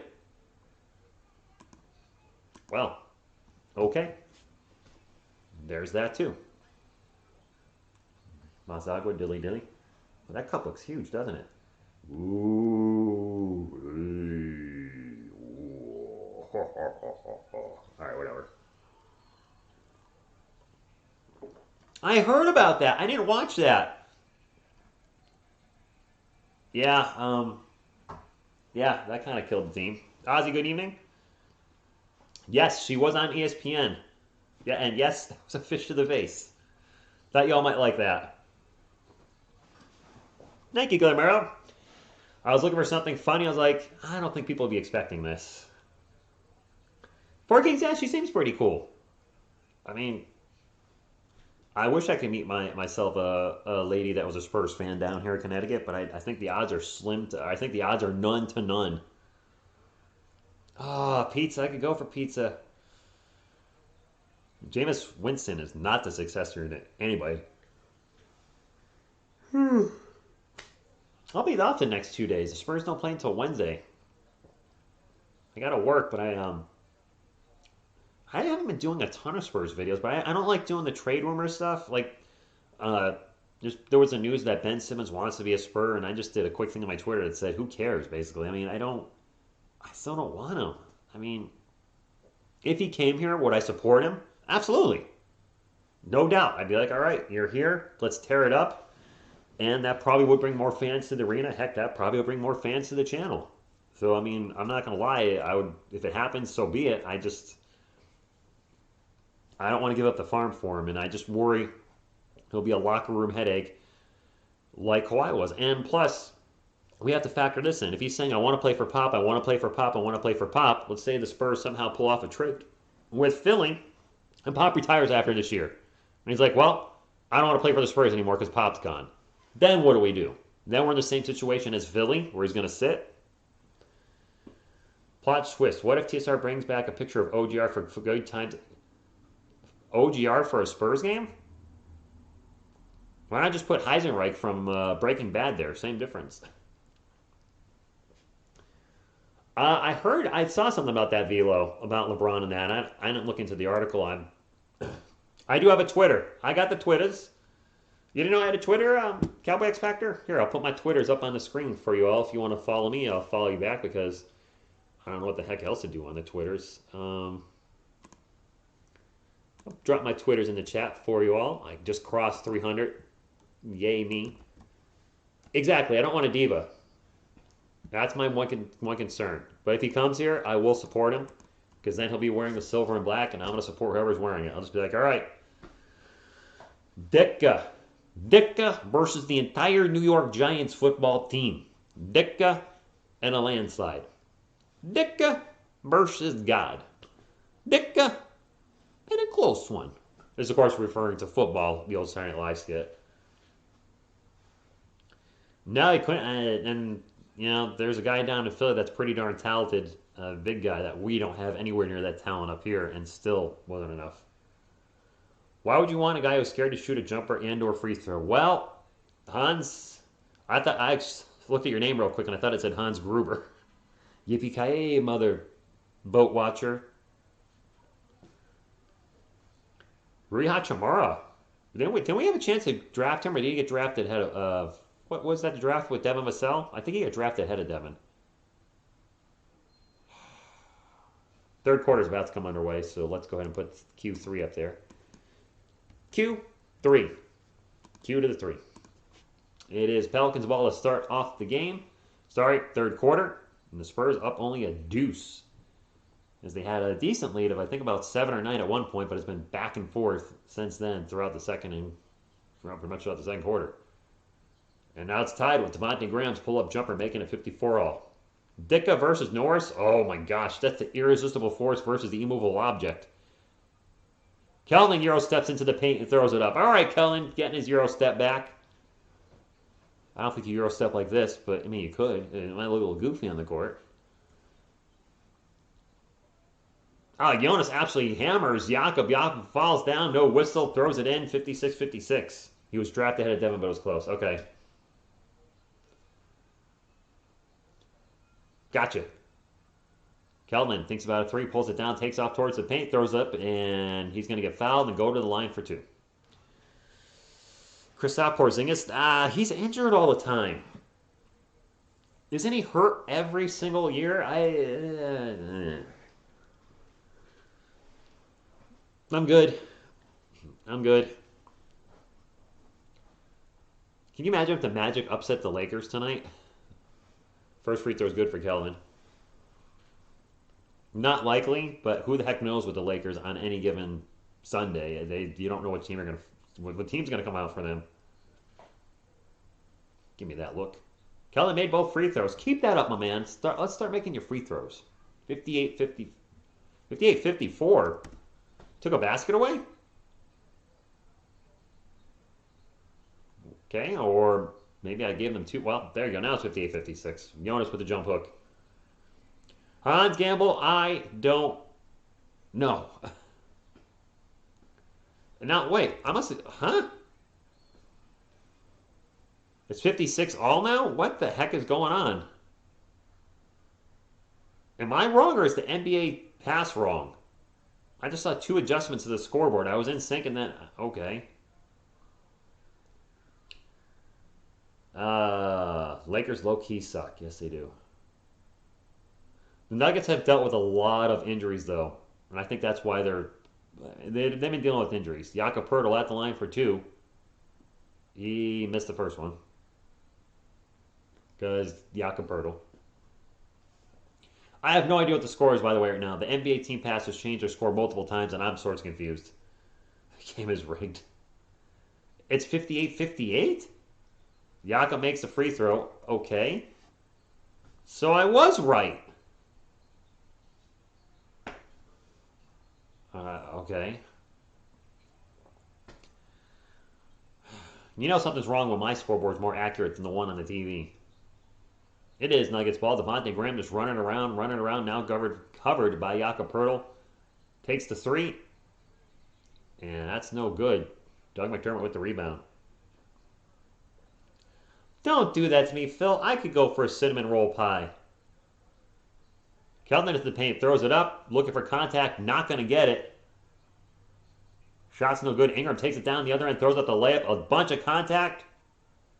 And no whistle down there either. Wow. Their refs are letting a lot of physical contact go on in this game. Which, you know what? I'm fine with that. Just let it happen on both ends. DeJounte takes into the paint. Throws up the layup. And it's good. 61-60. And now a back and forth game. Right, Hoover Flash? Trust your instincts. I need to, because I'm right and it's wrong. I'm going to trust myself from now on. The heck with the TV, because the TV was wrong. And Jonas is going to get fouled, and now tied up with Keldon. Another doing a little dance. A little pat on the chest. Play some hoop tonight.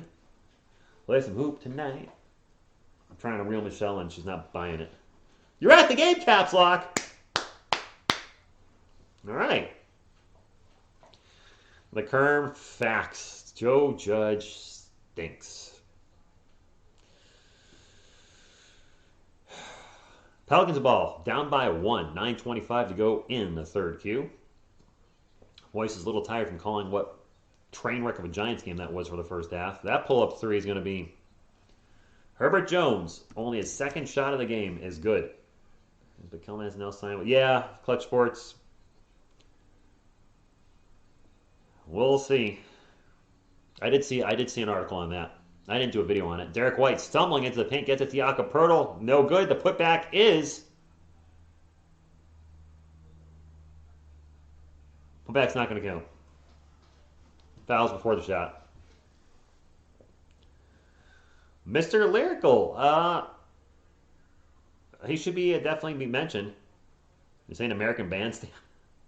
I'm a musician. Come on, I got my TSR music channel. Jakob at the line for 2. They took the 3 away, made it a 2. Apparently the foot was on the line. Jakob, notoriously bad free throw shooting.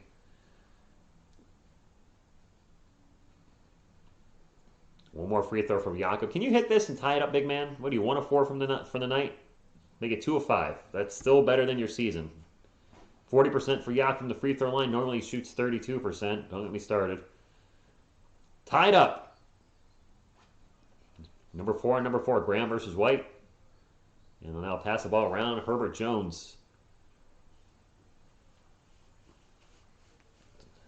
Pelicans just kind of moving the ball around the arc. Finally, Ingram with the ball. Takes it at the Spurs offense. Pulls up for a jumper. And it's good. 2-point lead for the Pelicans.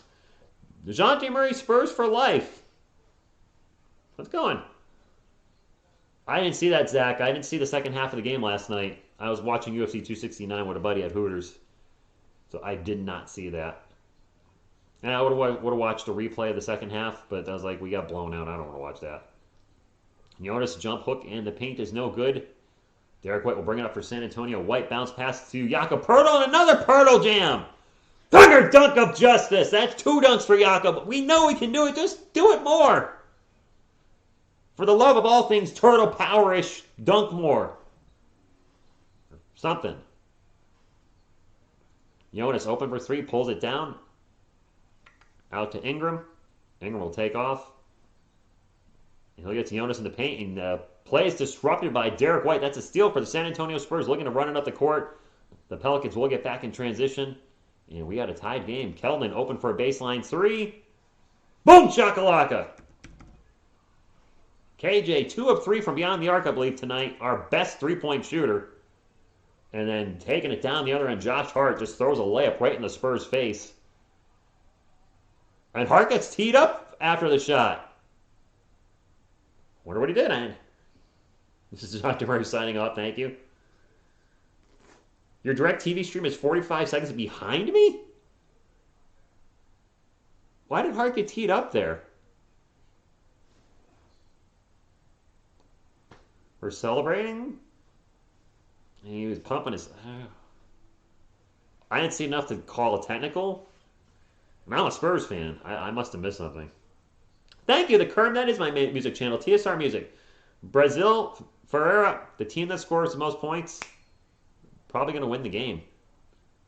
And it's Spurs ball. Up by 2, 7:15 to go. Oh, was he barking at the ref velo? I didn't catch it. All right. Keldon into the paint, gets the ball stripped, and that's a turnover on San Antonio. And then the Spurs take it right back, and then Jakob Poeltl passes it right back to the Pelicans. You knew what I was talking about. Ingram thinks about a three, pulls it down, drives right at Jakob Poeltl. That's a mismatch if I've ever seen one. And they'll now get it in the post to Jonas. Jonas going against Doug McDermott. The give and go with Josh Hart. We got a tie game. I didn't realize he yelled at the ref, Phil. Refs are a bunch of pansies anyway. What's up, Augustin? You can't take somebody giving you a... That's almost as bad as, I don't know, an NBA player having fans thrown out of the game. Hello, David. Tied game. We got a close one here on a Sunday night. Yes, she is, Jim Games. Yes, she is. Michelle, how you doing tonight? Well, I'm doing pretty good, Rich. Okay. He does look amazing and from St. Louis to LA? I don't know about that. You right, Brambills? Spurs, wake up. Jokic should have been tossed last night because he had 2 techs, but wait, Jokic got 2 technicals and he let him play? I thought I read he got a technical again. Because he had the technical in the first quarter where he was arguing. I didn't see the second half because I was, the UFC, but I heard he got a technical for hanging on the rim. I was like, that can't be right because 2 technicals are thrown out of the game. So he had 2 techs and they let him play? No, not in 20 years, part-time Spurs fan. Unfortunately, not in 20 years. Well, not unfortunately, by choice. I haven't touched that in 20 years, and didn't touch it much anyway. And once in a blue moon. I was a puff passer, and I was like, well, if I have it, whatever. Never really got anything from it. Wasn't worth it.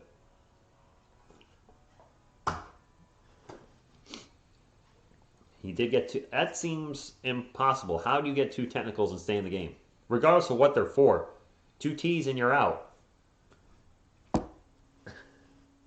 Whoa. I got to be careful using that word. I'm not going to use it. That's a trigger word for a lot of people.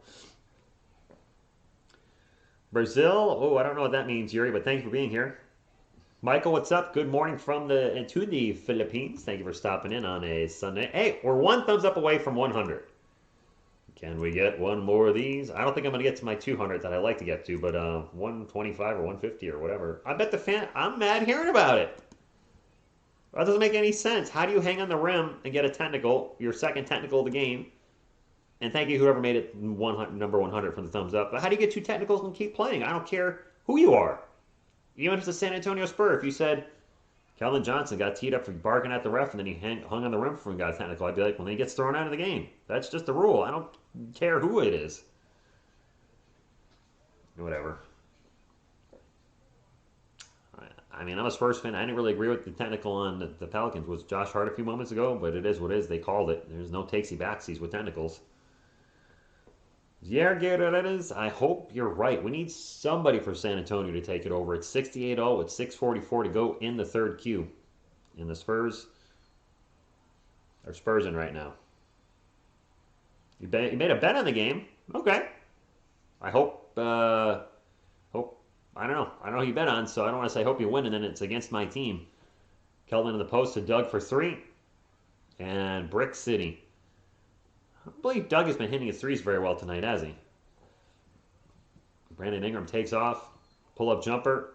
No good. Going to get fouled. Go to line for 2. Shout out Lods. I don't know what Lods is, Mark, but there you go. Is that a non-shooting foul? Oh, non-shooting foul. Okie dokie. Tied game, and it just got cold in my house. Man, I don't like the winter. It was a non-unsportsmanlike tactical for hang. Really? Gabriel, I feel that's weak. I bet on Southampton's parlay to win 6,000. Spurs win by 2.5. That's a miss. As I was looking at the chat, DeJounte Murray will bring it up for San Antonio over to Derek White. White's going to take off into the paint and gets in it to Jakob in the paint. Jakob with the jumper off the glass. The Pelicans wanted an up and down, but I think the ball was deflected by one of the Pelicans players. So Jakob, what's Jakob got, like 15 now? 15 or 16? Might score 20 tonight. On his way, at least. Brandon Ingram. Over to Graham. Graham looking to get a pick and roll with Jonas. Throws it backdoor to Jonas for three. No good. A backdoor pass, that is. And Keldon with the rebound. And here come the San Antonio Spurs. Lonnie Walker has checked in for San Antonio. Keldon's open for three. Takes a three, and he makes the three. KJ. All he can hit is threes these days, which is fine. Really has morphed into our best three-point shooter by far. Now three down the other end is an air ball by Josh Hart. And DeJounte Murray will come away with the ball, and he immediately gets fouled by Devontae Graham. Yes, I agree, he should have been ejected. I think he should have been ejected, absolutely. Pearson's R, and beta in stats. What? Phil, I don't know what you just said. Is that like some kind of homework or something? Jacques Lindale is probably not going to play. Keldon, 13 points tonight, but he's 3 of 4 from beyond the arc. That dude is just killing it from beyond the arc right now. He is really our best three-point shooter right now. Lonnie, pull up, long range 2, drops the deuce. 7-point lead for San Antonio 5 minutes ago. KJ, the new Curry. I would take that with a bit of an inside game. All day, every day, twice on Sunday, which happens to be today. A little homework for the Phil Master. Brandon Ingram with a nice move into the paint. Gets rejected by Jakob at the end, but there was a foul before that. He's considered a top center, but as soon as the league changed the rules regarding vertically, I don't remember him at all. I'm not going to lie. Xander, Keldon hit a three. Spurs offense starting to cook a little bit more. 75-68. Brandon Ingram at the line for 2. 4:44 to go. What's up, Cruz? Good day, mate. The new Seth Curry. I don't know about that either. The Pelicans have a special score. I did not. She hit 19 threes. Jeez. That's pretty solid, to say the least. Ingram's second free throw is good.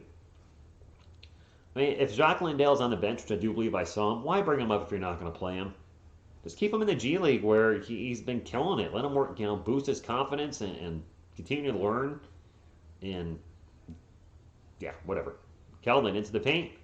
Out to Trey Jones. It's going to be deflected out of play, and it went off Trey Jones' hand. I thought that was deflected. It was not. That's a turnover. 5-point game. Garrett Temple's checked in for the New Orleans Pelicans. And we're about to pass the 4-2-0 again. There it is. Smoke them if you got them. Or don't smoke them if you don't got them. Yeah, said that right. Brandon Ingram takes it out to Spurs defense. Tries to get it to Jonas, and that pass is a little off, and that's a turnover. It'll be Spurs ball. Lonnie Walker bringing it up for San Antonio. Launches a long three. Front rim, no good. Josh Hart with the rebound. Jonas was open for three, did not want it. Or I said not Jonas, that William Jonas is checking in for Jonas, sorry. That pull-up jumper is no good. Fight for the board, and Josh Hart will come down with it. 12 on the shot clock for the Pelicans. I got my Gomez mixed up with my Jonas. Hart takes it to the paint, throws up the layup by Drew Eubanks, and it's good, 75-72. We have a big that can stretch the floor. He's sitting on the bench. Keldon out to Lonnie, over to Trey Jones. Trey Jones going to drive, back to Keldon. Keldon open for three, takes the three, and he will front rim the three. Can't make them all. I'm glad he's firing with confidence, at least. Pelicans down by 3. 3 minutes to go in the third quarter. They have control right now. Josh Hart out 3-point lane. Tries to get it into Hermano Gomez. Drew Eubanks with some defense. Not enough. Hermano Gomez gets the layup in the paint. Drew originally partially stole that ball, but Willie grabbed it right back. DeJounte to the paint. Nice, beautiful move and a reverse layup as he takes it right by the heart of the Pelicans defense. 3-point game. And now another whistle and a timeout. Timeout Pelicans. Kyrie Irving may never play in the NBA again. You mentioned Kyrie's a diva, which he is. I don't think he's ever going to play in the NBA again. Well, I know Landell is who you're talking about. I want to see him play too. He's just not playing. He's not getting a chance for the San Antonio Spurs. Danny Green and Patty Mills taking it back. Yeah, Vila, that was a nice shot by DJ. Nice move. I want to see more of that. He finishes well at the rim. I mean, Tony Parker was an undersized player, if you will, by NBA standards. I think Tony was 6'2", but he could finish in the paint like nobody's business. Those high teardrop shots and just layups and runners. He found a way to finish. And a guy as height you would think would be getting rejected a lot, but he just knew where to position his body, where to put the ball. And, yeah, he's a great scorer. I like it. Hey, by the way, go Spurs, go! Ooh, my voice is getting hoarse. Mas agua. Because water's good for you. Poor Katie, poor Steve Nash, and James Harden. What are you talking about, Stevie? Kevin Durant, Steve Nash, and James Harden. I mean, one of those three has won a championship. Nash never did. James Harden. Oh, you're talking about the Nets. They're all with the Nets right now. Never mind. I was wondering where you're going with that. Yeah, Kyrie. Yeah. But you know what? It is what it is. You know, he's got his principle. Whether you agree or disagree with him, he's standing by what he said. And, you know, good for him. I hope we win, Roland. One was an unsportsmanlike tech, and the other was a non-unsportsmanlike tech. Is why he wasn't ejected. Say it 3 times fast. Okay. It 3 times fast. It 3 times fast. It 3 times fast.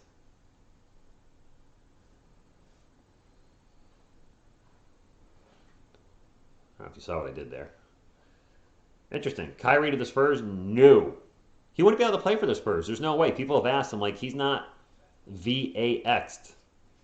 And the whole team is. I believe the whole Spurs organization is. That's oil and water. Apples and oranges. That's not going to mix. Yeah, that's just not going to work. I think at some point the NBA, I think everybody's going to have to be good to go there. So I don't think Kyrie's going to be able to play. And he might just say the heck with it. I got enough money. You know what? Whatever. Would have been the perfect player. Yeah. Kawhi on the Lakers would be disgusting. We need 4s and 5s. Yeah, I would agree, Mike. We are stacked with guards. We definitely need a legit 4. We really don't have that right now.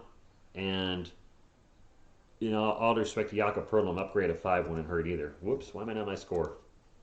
That was a bucket for the Pelicans. I did not see you shot the layup. I'm sorry. Devin Vassell pull-up jumper is short, no good. Eubanks fights for the rebound. Eubanks tries to throw it off a Pelicans player. He actually ends up throwing it inbounds. The Pelicans looking to take the lead again, 77-76, 2 minutes and 10 seconds to go, and they will take the lead as Willie Hermana-Gomez throws it down with 2 hands in the paint. As Drew Eubanks was still not down the other end yet, or in position at least.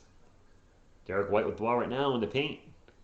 Nice move. The runner is good, and it's going to be a back and forth game again, more than likely. Say, all right, Vincent. Sean, I don't do a timer anymore. That was such a pain in the butt because I was always out of sync with the TV timer. I was like, you know what? I just want to enjoy the game. I'll occasionally call it the time, but the timer was just a pain in the butt. And not impossible to do, just I'd rather be more chill. And a turnover by the Spurs with a minute and a half to go. I can just do that. Collins would be, I really like Collins at the 4. Unlike a certain sandwich did. Oh, Luka.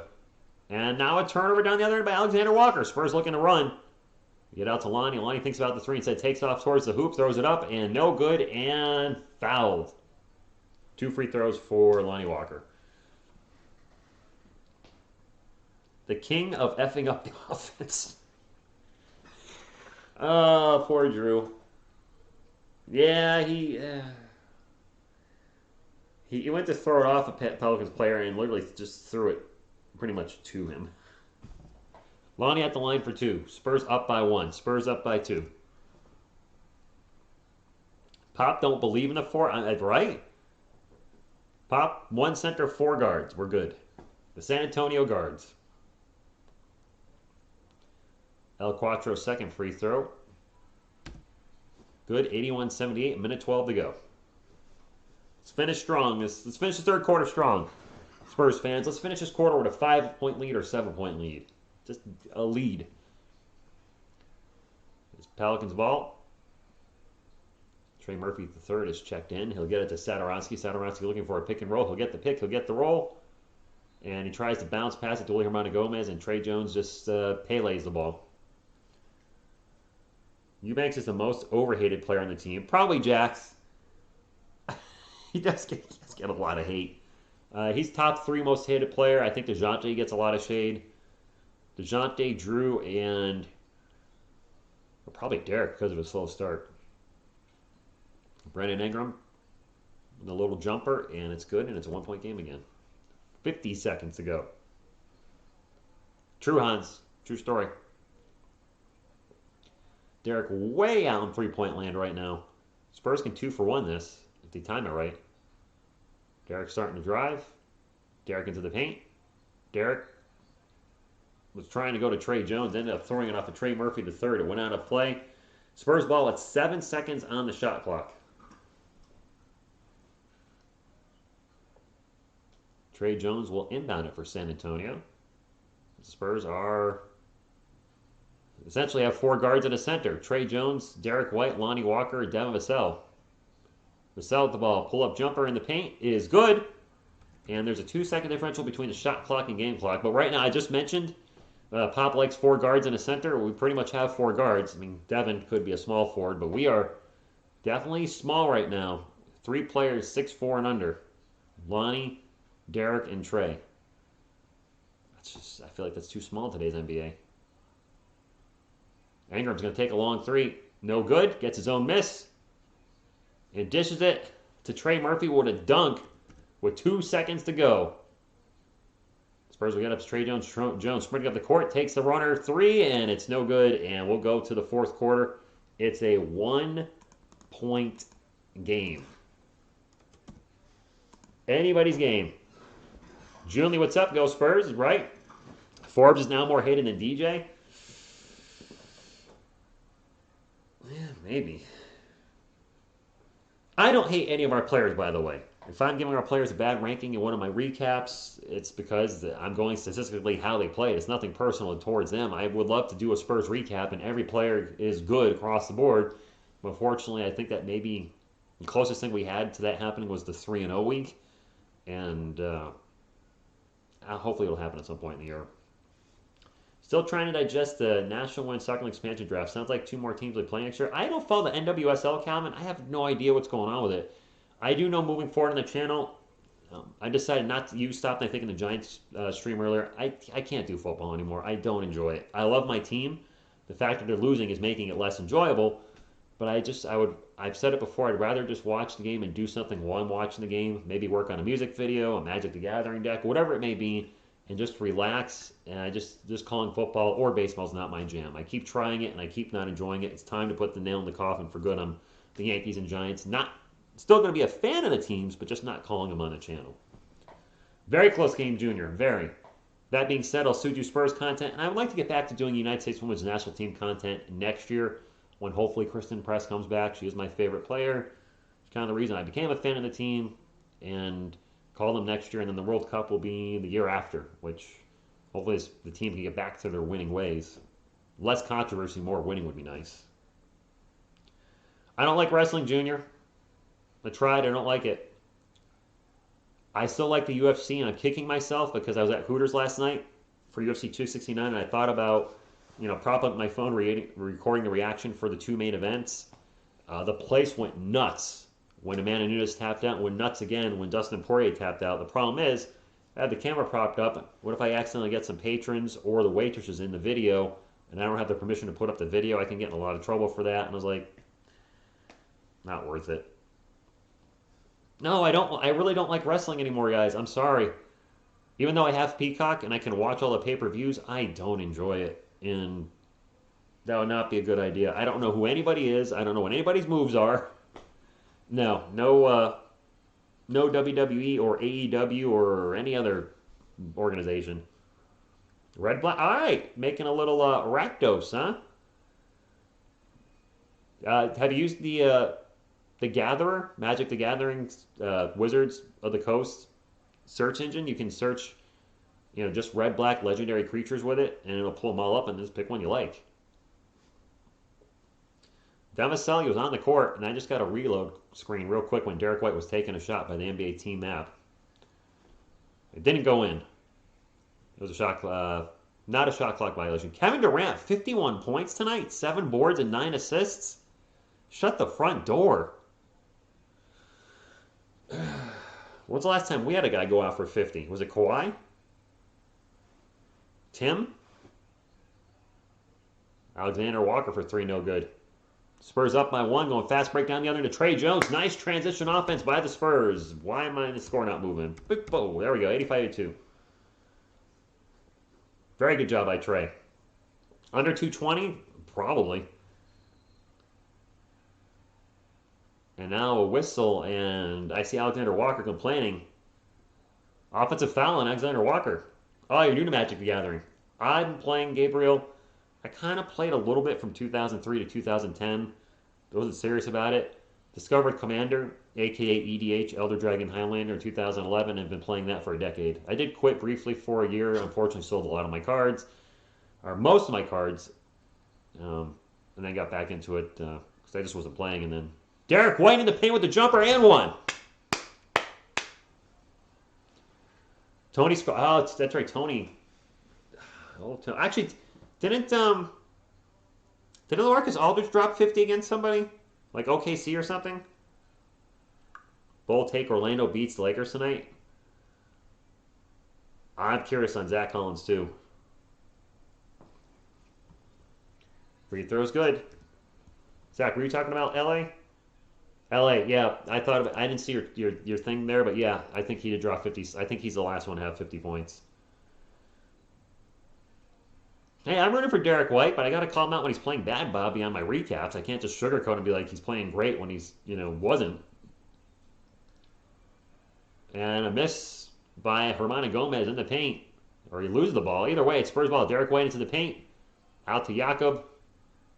Jakob back to Devin Vassell. Over to Derek White. White crosses over, gets into the paint, throws up the left-handed layup, and it's good. And Derek White taking over the game, 90-82.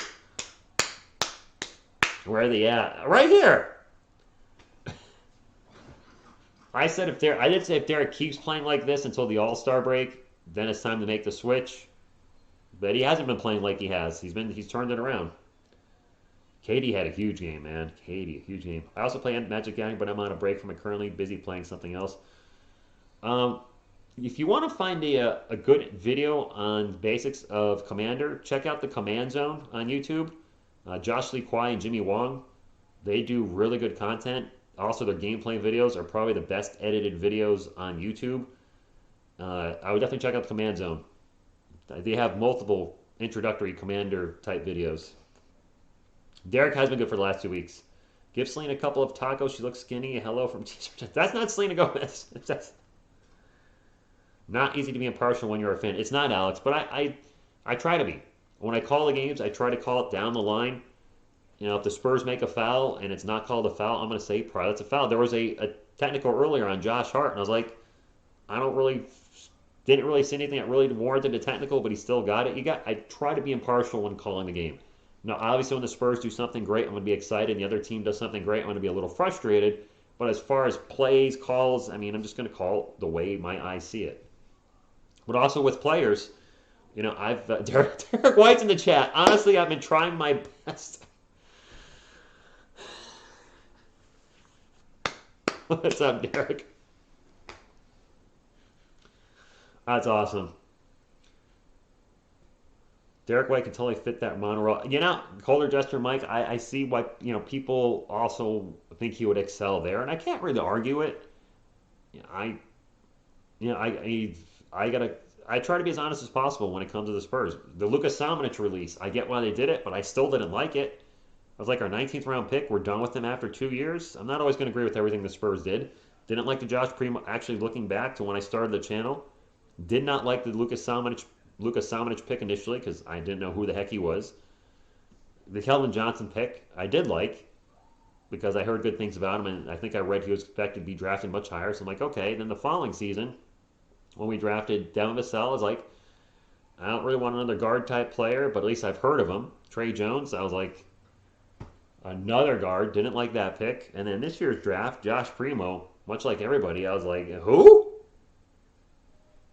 Did not like the pick at all. But in all these scenarios, I hope I'm wrong. Like the players produce, and the Spurs show me, hey, you might not have heard of this guy, but we've heard of this guy, and he's going to be something special. KJ's hurt. What? What do you mean KJ's hurt again?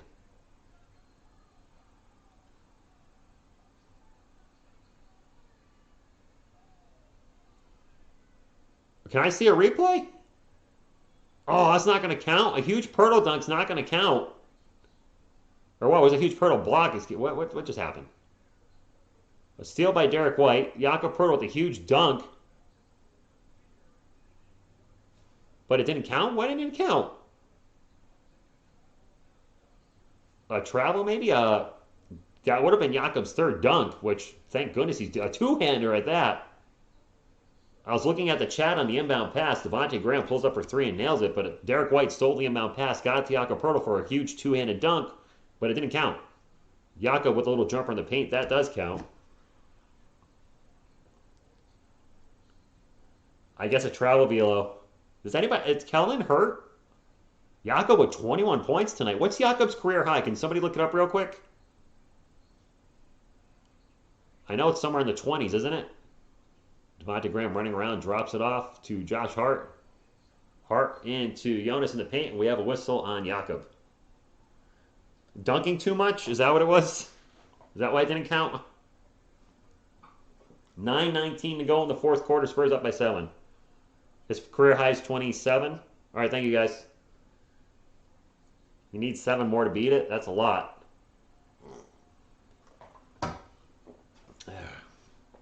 What's up, Evan? Hey, better late than never. Jonas at the line for 2. First free throw is going to bounce around and roll out.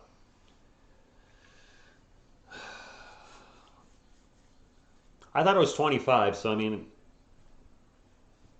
27. Yes. Where are we at for likes? We're at only 117. Whew, that's pretty darn low. We gotta get more of these, my friends. We need a lot more of these.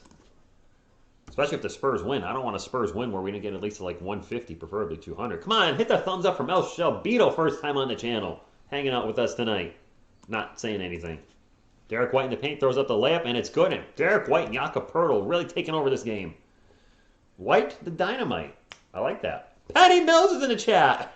Miss you guys. Whoever that is, great job trolling me. It's awesome. And Jonas turns the ball over. Devin Vassell sprints up the court, and he's going to get fouled. D. White and Turtle have, yes, he's definitely carrying the team tonight. And Derek is so good. You know what? Davin, I feel the same way. I love it when I call, none of the Spurs players know who I am. Let's be honest right there. But I love it when I call the Spurs player, say they've been struggling, and then you just stick it right to me, right across my nose. Good, solid, hook shot, saying, hey, I'm the guy. Nice ball movement by the Spurs to get it to Dougie McBuckets, and the runner in the paint by Doug is no good. Jakob Pirtle with the offensive board, back out to Devin Vassell. 10 on the shot clock for San Antonio. Devin pick and roll with Jakob. Back over to Derek White. 5 on the clock. Derek with a pick and roll with Jakob himself. Pulls up for 3. Long, no good. Jakob with another offensive board. Hey, we're getting some second and third chance opportunities. We'll take that tonight, Spurs fans. Derek in the paint spins around, out of control, gets it out to Devin Vassell. Wide open for 3. That's no good. Make a bucket.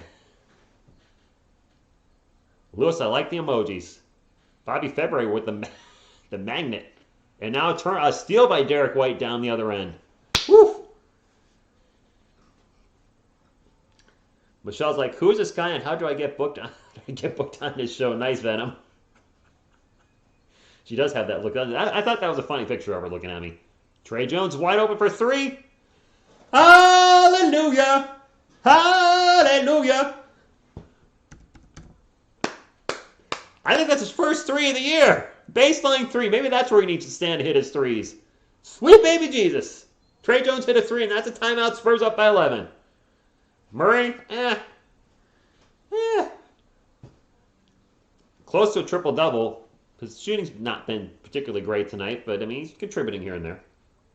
Bro, if smell blood was a superpower, our young Spurs are getting it up nice. I take back whatever I said about Trey Jones. It is his first three. I had a feeling it was.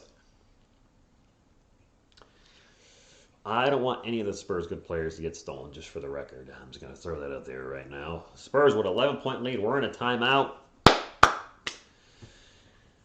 You know, I was talking to Butterfly. You guys are seeing in the chat here and there, and she asked, what else do you expect from the team this year? And my expectations is this: I think it's going to be a fun team to watch. They're going to get popped the record, but I think they're just going to be not good enough to make the playoffs, and we're going to get a lottery pick, which is a win-win-win. Fun team to watch, get popped that record, and still build for the future. Because I think we're going to finish, I said originally 32 to 36 wins. I think it's going to be a little under that number, maybe 28 to 32, which is still enough to get the record for pop. Yeah, you can. Here you go. Go Spurs, go! It's stuck. There we go. Arjun, that is Michelle Beadle, a Spurs announcer, hanging out tonight with me. The Pussycats. They're supposed to be making quality role players, and all the other teams get them. Thank you for stopping in. Anybody new to the channel, I am obviously a San Antonio Spurs content creator. I live stream a lot of their games, probably 90% of the games.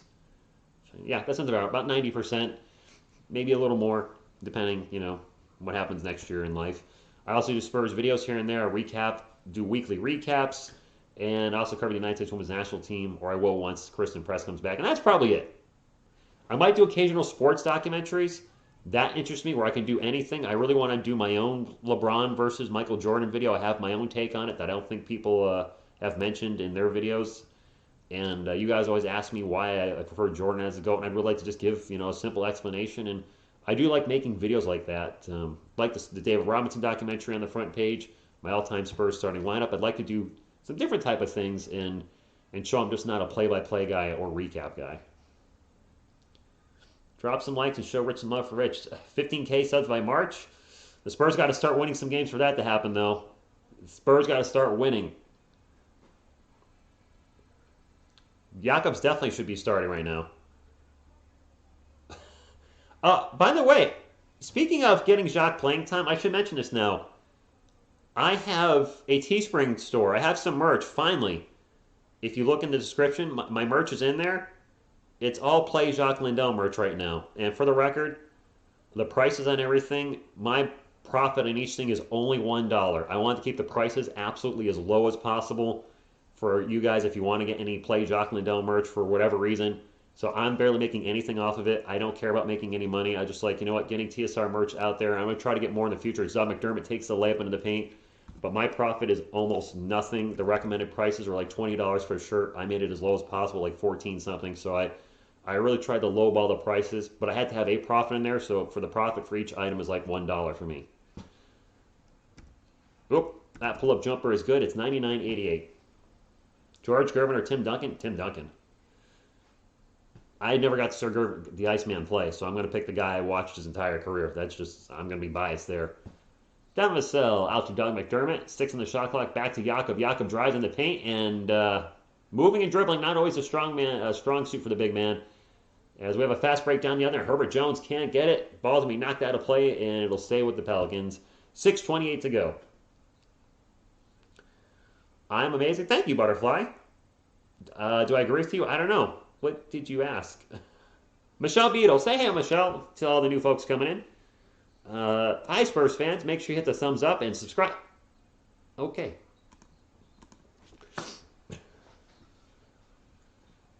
Ingram pull-up jumper. Air ball! And he got fouled. Wait, RIP George Gervin. It's not dead.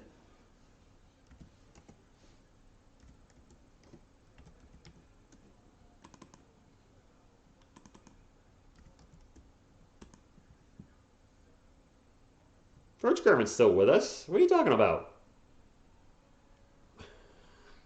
You scare the crowd with me. George Gervin's still with us. 2 free throws for the Pelicans. The first one's good. Devontae Graham at the line. Show the game. All right, I will. The game! Boop!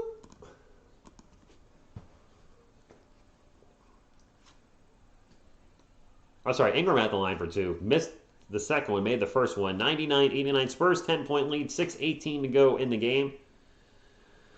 Yeah, anybody that puts somebody is deceased in the chat, future reference, you're going to get timed out unless it's legit. Like the unfortunate Demaryius Thomas news. If you're reporting news, that's fine. But if you're putting in something ridiculous, that's not stuff that I want to joke about on the channel. You want to see double game? I'll give you double game. Boop, boop. There you go. That's the most wrestling you'll see on my channel. Brandon Ingram in the post, getting harassed by Devin Vassell right now. 9 on the shot clock. Ingram taking it right at Vassell again. And Vassell strips him, but he's going to get called for the whistle. Rich, I think I said we finished 41-41. It's all about the game, and now you play it. All about control. You know you can't take it. Or something like that. I don't know. I don't remember how it goes. 41-41. I love my Spurs. I'm optimistic, but I'm realistic. I still say our maximum would be 36 wins. We're just undersized. We're undersized. Alexander Walker misses in the paint. We're just too small. Big teams are going to eat us up. Vassell with the runner, no good. And a whistle. Ooh, a couple Pacers. Pelicans collide in the paint. Is DeJounte an actual leader? You know, watching the game, sometimes yes, sometimes no. 26 is the magic number. I do think we're getting that. Yeah, but Evan, Zach is not going to get a lot of minutes right away. I feel like he's going to get eased into things. He's coming off a very serious surgery for a very serious injury. They're just not going to throw him out there for 30 minutes. They can't. He might not even be in game shape either. It might take him a month to really get going. That three-pointer by Ingram's no good. And Jonas with the putback, and now another whistle. Foul on Jakob. This was such so few whistles in the game, but now all of a sudden a ton of whistles near the end. Pop won't play the size. There you go. It's all about your debt and if you pay it. Is that what he says? It's all about control and if you can take it. All about your debt and if you can. It does say that. Wow. Jamal Crawford or Manu? I mean, I'm biased there. I can't answer that. We're not being biased. Time will tell. He could also be a flop and a bust. I hope not, obviously, just for the record. It's Pelicans ball. It's a non-shooting foul. A drive and a shot by Satoransky is no good. And Jakob Poeltl with the rebound. Murray brings it up for the Spurs. Sprints into the court. Euro steps, throws up the layup. No good. Gets his own miss. And the putback is no good as well. Come on, DeJounte. 2 missed shots at the rim. It's one of those nights for DJM. Dang it. Ingram into the paint. And Jakob Poeltl, get the fudge out of here. This is my house. No, no, no. I've read a lot of Spurs fans want Chet Holmgren. Let's be honest. And there's a couple other bigs. Who's the other big I think people want? I forget his name. I hope he's going to be good, Evan. I am rooting for him. Brandon Ingram pull-up jumper is good. And it's a 10-point game with 4:33 to go. The Pelicans are in the bonus. I think we can sign Levine and Ayton in the offseason. No,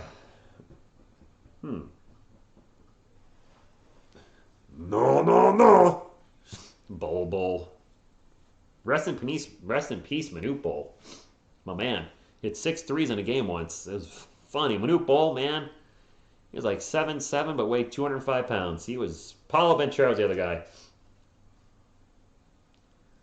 We have a 7-footer that can shoot threes, but we don't play him. Well, that is a fact. But maybe to just defend the Spurs organization, maybe they're seeing something defensively that he still needs to work on, and they feel like he would hurt us on that end right now, which is saying something considering the other options we use, Drew Eubanks and Thaddeus Young. I mean, whatever. Everest wants to be so bad to get a high pick, but then we got to develop that guy into a star, but we might already have a star on the team. Why? I don't like tanking because I think it sets up a loser's mentality. And some people, and I've mentioned, well, maybe people might want to leave or might not come here if we're tanking. And some folks have said, you're being ridiculous. I'm like, if you're a player and you see a team's intentionally tanking, or if you're on that team and you can see the team's doing things to set you up not in the best position to win, but in the best position to lose, and you're in a contract year, let's say DeJounte Murray's in a contract year, or Derek White, and you see the team's tanking, they might not want to stay there, and you might be like, this sucks, we're tanking. And what if our next year's pick is a bust? I don't want to be around for this. See ya. It happens. Players get tired of losing. Look at the Detroit Lions. Barry Sanders is one of the greatest running backs I've ever, probably the greatest running back I've ever seen play. Retired young because he got tired of losing. Years and years later, one of the best wide receivers in the game, Calvin Johnson, retires at an even younger age because he's tired of losing. Missed by Derek White. The putback by Jakob Poeltl is no good, but Jakob is fouled, and Malante's going to the line for 2. There is 4:18 left. Jakob, please dunk, right? He's dunked a couple times tonight. Jakob at the line for 2. He made the first one. It's always an adventure when Jakob Poeltl's at the free throw line. I hate to say it. Imagine if I get Jakob Poeltl on this TSR Sports. A player that's not as well known in the NBA. No disrespect to him, but I mean he's not LeBron or Kevin Durant, or he missed the second one, or Steph Curry. That's true. Chris Paul is still doing his thing. Ingram pull-up jumper, no good. Jonas with the rebound. Back to Ingram. Ingram in the paint. Takes out the Spurs defense. Can't get the jumper. And Derek White will finally get the loose ball. White sprinting up the court. Over to Keldon Johnson. Johnson in the paint with the layup. And KJ's not hurt. Somebody put KJ got hurt again in the chat. Don't be trolling nonsense like that. That's not welcome here. Talking about our Spurs being hurt when they're not hurt. Ingram. Over to Satoransky. Satoransky one-on-one with DeJounte Murray. Now the switch. Shot clock's running out. They get it to Ingram in the post. Ingram cross court for the 3 is no good by Herbert Jones. And the putback is no good either. The Spurs with a 13-point lead with 3:20 to go. Ball will be poked out of play and it will stay with the Spurs. Spurs players can't appear in channels without permission from Spurs Sports and Entertainment. Yeah, you're right. Dang, that's right, Phil. So I'm guessing Ken's 5 has permission, obviously. I mean, they have all the interviews there. Lewis, hello from Texas. Go Spurs. Trade deadline is trade deadline, yes, somewhere around there. If trades are going to happen, well, let me start this over. Doug McDermott's runner is good, and the Spurs now have a commanding lead. But I think we'll start seeing trades after December 15th. That seems to be like the magic number. Spurs starting to put together a blowout slowly but surely. I like it. It's nice to be on the other end after getting crushed by Denver last night. Devontae Graham just Euro-stepped into Keldon Johnson, but Keldon was a wall, and then Graham just literally threw it out of play. Okay. I did see Pop chewing out Chris Paul for missing free throws. What do you say? Make the free throw? Like, what? What do you care? Pop, simmer down now. DeJounte takes off. Now guarded by Giannis into the paint. Back out to Doug McDermott. Doug out to Keldon. Keldon's not going to drive into the paint. Spins around, flailing, and gets fouled. Keldon, all sorts of out of control, ran over Brandon Ingram, but he actually picked up the block. Ken's 5 has express written consent from the NBA. I need the express written consent from the NBA. That'd be nice. If we make a trade, it'll definitely be before the road trip. Agree. Ian, what's up from the Philippines? By the way, if you've not hit the thumbs up, please do so. Spurs look like they're going to win the game here. We're at 143 thumbs up. Can we get to 150? Can I get a 150? Can I get 150 once? Going twice. Keldon makes the first free throw, and I'm feeling good about this lead now. I hate when these Spurs don't give the ball to our hot hands. Last 3 possessions, Yak and White haven't touched the ball. If we want to finish the game, give them looks. Keldon's second free throw. Keldon's had a good night, pretty much overall. So you got like 15? That's monthly average, or yearly average, I should say. 17-point lead, 2.5 minutes to go.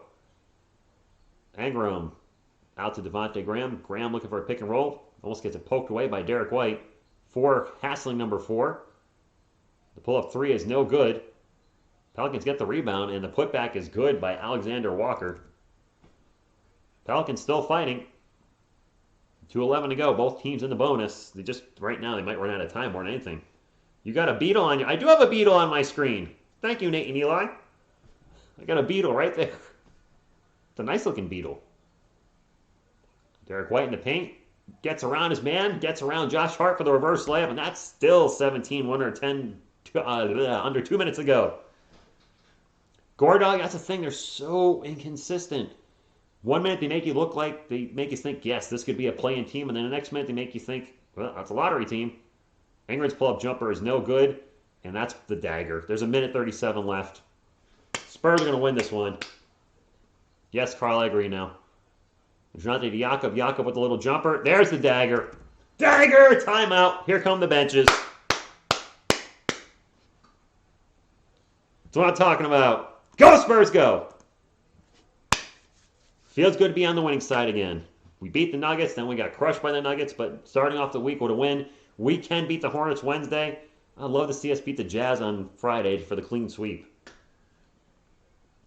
Good game indeed. If anybody's taking off, I'm staying till the end, but if you're taking off because obviously we locked it up with that one, please hit the thumbs up on the way out. It's fast, free, fun, nutritious, and delicious, and it does help the channel. Yeah, Jakob and Derek, easily the players of the game. Both of them had a fantastic night. I'm not going to say one was better than the other. We both needed their contribution to get this win. Yak is close to a triple-dub. DJ did have a triple-double, 10, 12, and 10. Hey, look, 10 points is not fantastic. He did not have a great shooting night, but 10, 12, and 10, let's put, still some respect on there. Thank you, Calvin. Another triple-dub. I wonder what the record is for the Spurs for triple-doubles in a season. I got to think David Robinson has the record for most triple-doubles in a season, but I could be wrong. I don't feel like Tim got a lot of triple-doubles. David, of course, the last player. Jacques Landale! Getting a minute and a half. Woo! White almost had one, too. Ozzy with the woo, too, right when I did it. Yeah, we do have a hard time winning multiple games in a row. We've had one 4-game winning streak this year. Let's see if we start another one this week. 10 points, but you know what? 10, 12, and 10. I'm not going to beat them up for that. And this is a back-to-back. We usually lose these second games, but they look good tonight. Brandon Ingram into the paint. Can't make the shot. The ball's going to be knocked out of play. It'll stay with the Pelicans. We got Drew Eubanks, Jacques Landale, KBD, Devin Vassell, and Trey Jones. Pop is going big! 7-footer, 6'10er, 6'8er, 6'7er, and then Trey Jones, short at what, 6'1", 6'2". But we have 4 guys 6'7" or taller. When's the last time that happened, Spurs fans? This is like a Gigantosaurus Godzilla lineup compared to the little lineups we've been using most of the season. Damasceno pick and roll with Drew Eubanks. Pull-up jumper is short, no good. Josh Hart with the rebound. 55 seconds left in the game. Ingram taking that Josh Landale. I don't like that. He goes right by him and throws down a huge dunk and one. Yeah, I kind of saw that coming. Thank you, Lewis. And that's one thing that I did read on Jock Landale is his lateral movement. Not the best, the old footwork, and Ingram just ate him up. Now, that's a mismatch anyway. We would never want Jock Landale guarding Brandon Ingram ever for that particular reason. But Landale didn't even have a chance there. Oh! What? Wait, did he? Okay. He made the dunk, but he's at the line for 2 free throws like he didn't get credit for the bucket, yet the scoreboard still says 93.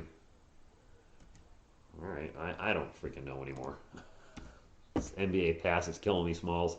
Spurs up by 18, looking to make it a 20-point lead.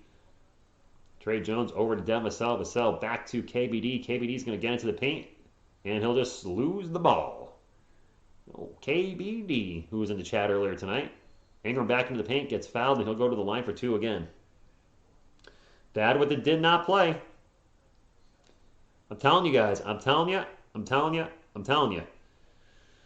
Thaddeus Young Had that interview where he said he's not happy with his minutes. And ever since then, where have his minutes been? Much like Luka Samanic stopped playing in that preseason game where he just gave up, was no longer a Spur. Oh, that was an and one? I'm barely paying attention. I'm sorry. I mean, the game's over. I'm just talking to the chat. And the Spurs will just dribble it out, and then we'll have a shot clock violation with 5 seconds left. So the Spurs are going to win. Young is definitely getting traded if we can get rid of him. Either that or it's going to be like LaMarcus Aldridge where we do a buyout, which I don't want to see. Let's get something instead of nothing. Thad traded this weekend. I presume New Orleans is just going to dribble it out and they're not going to try to score. Yeah, that's what they're going to do. All right. Jacques Landale did not take a shot. He got a foul. 112-97. I will take that.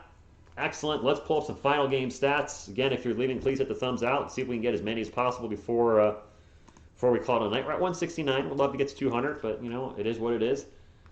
For the New Orleans Pelicans, let's pull them up first. The visiting team, or just the non-Spurs team, actually be more appropriate. Herbert Jones with 2. Brandon Ingram had a great night. 26, 7, and 9.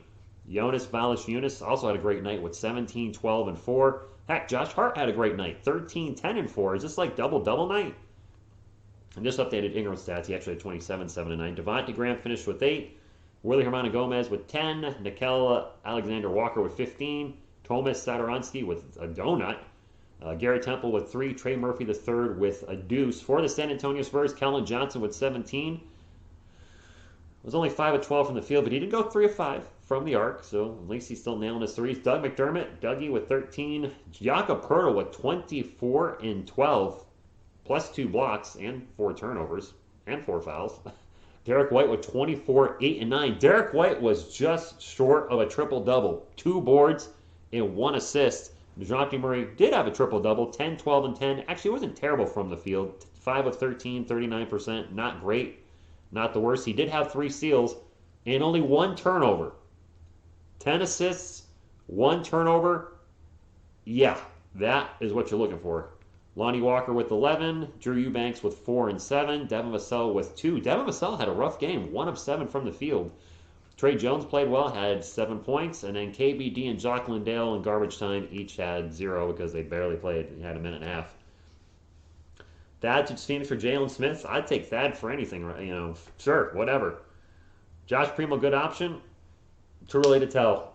He's shown us some great moments, but he has struggled at times in the G League. He's only 18.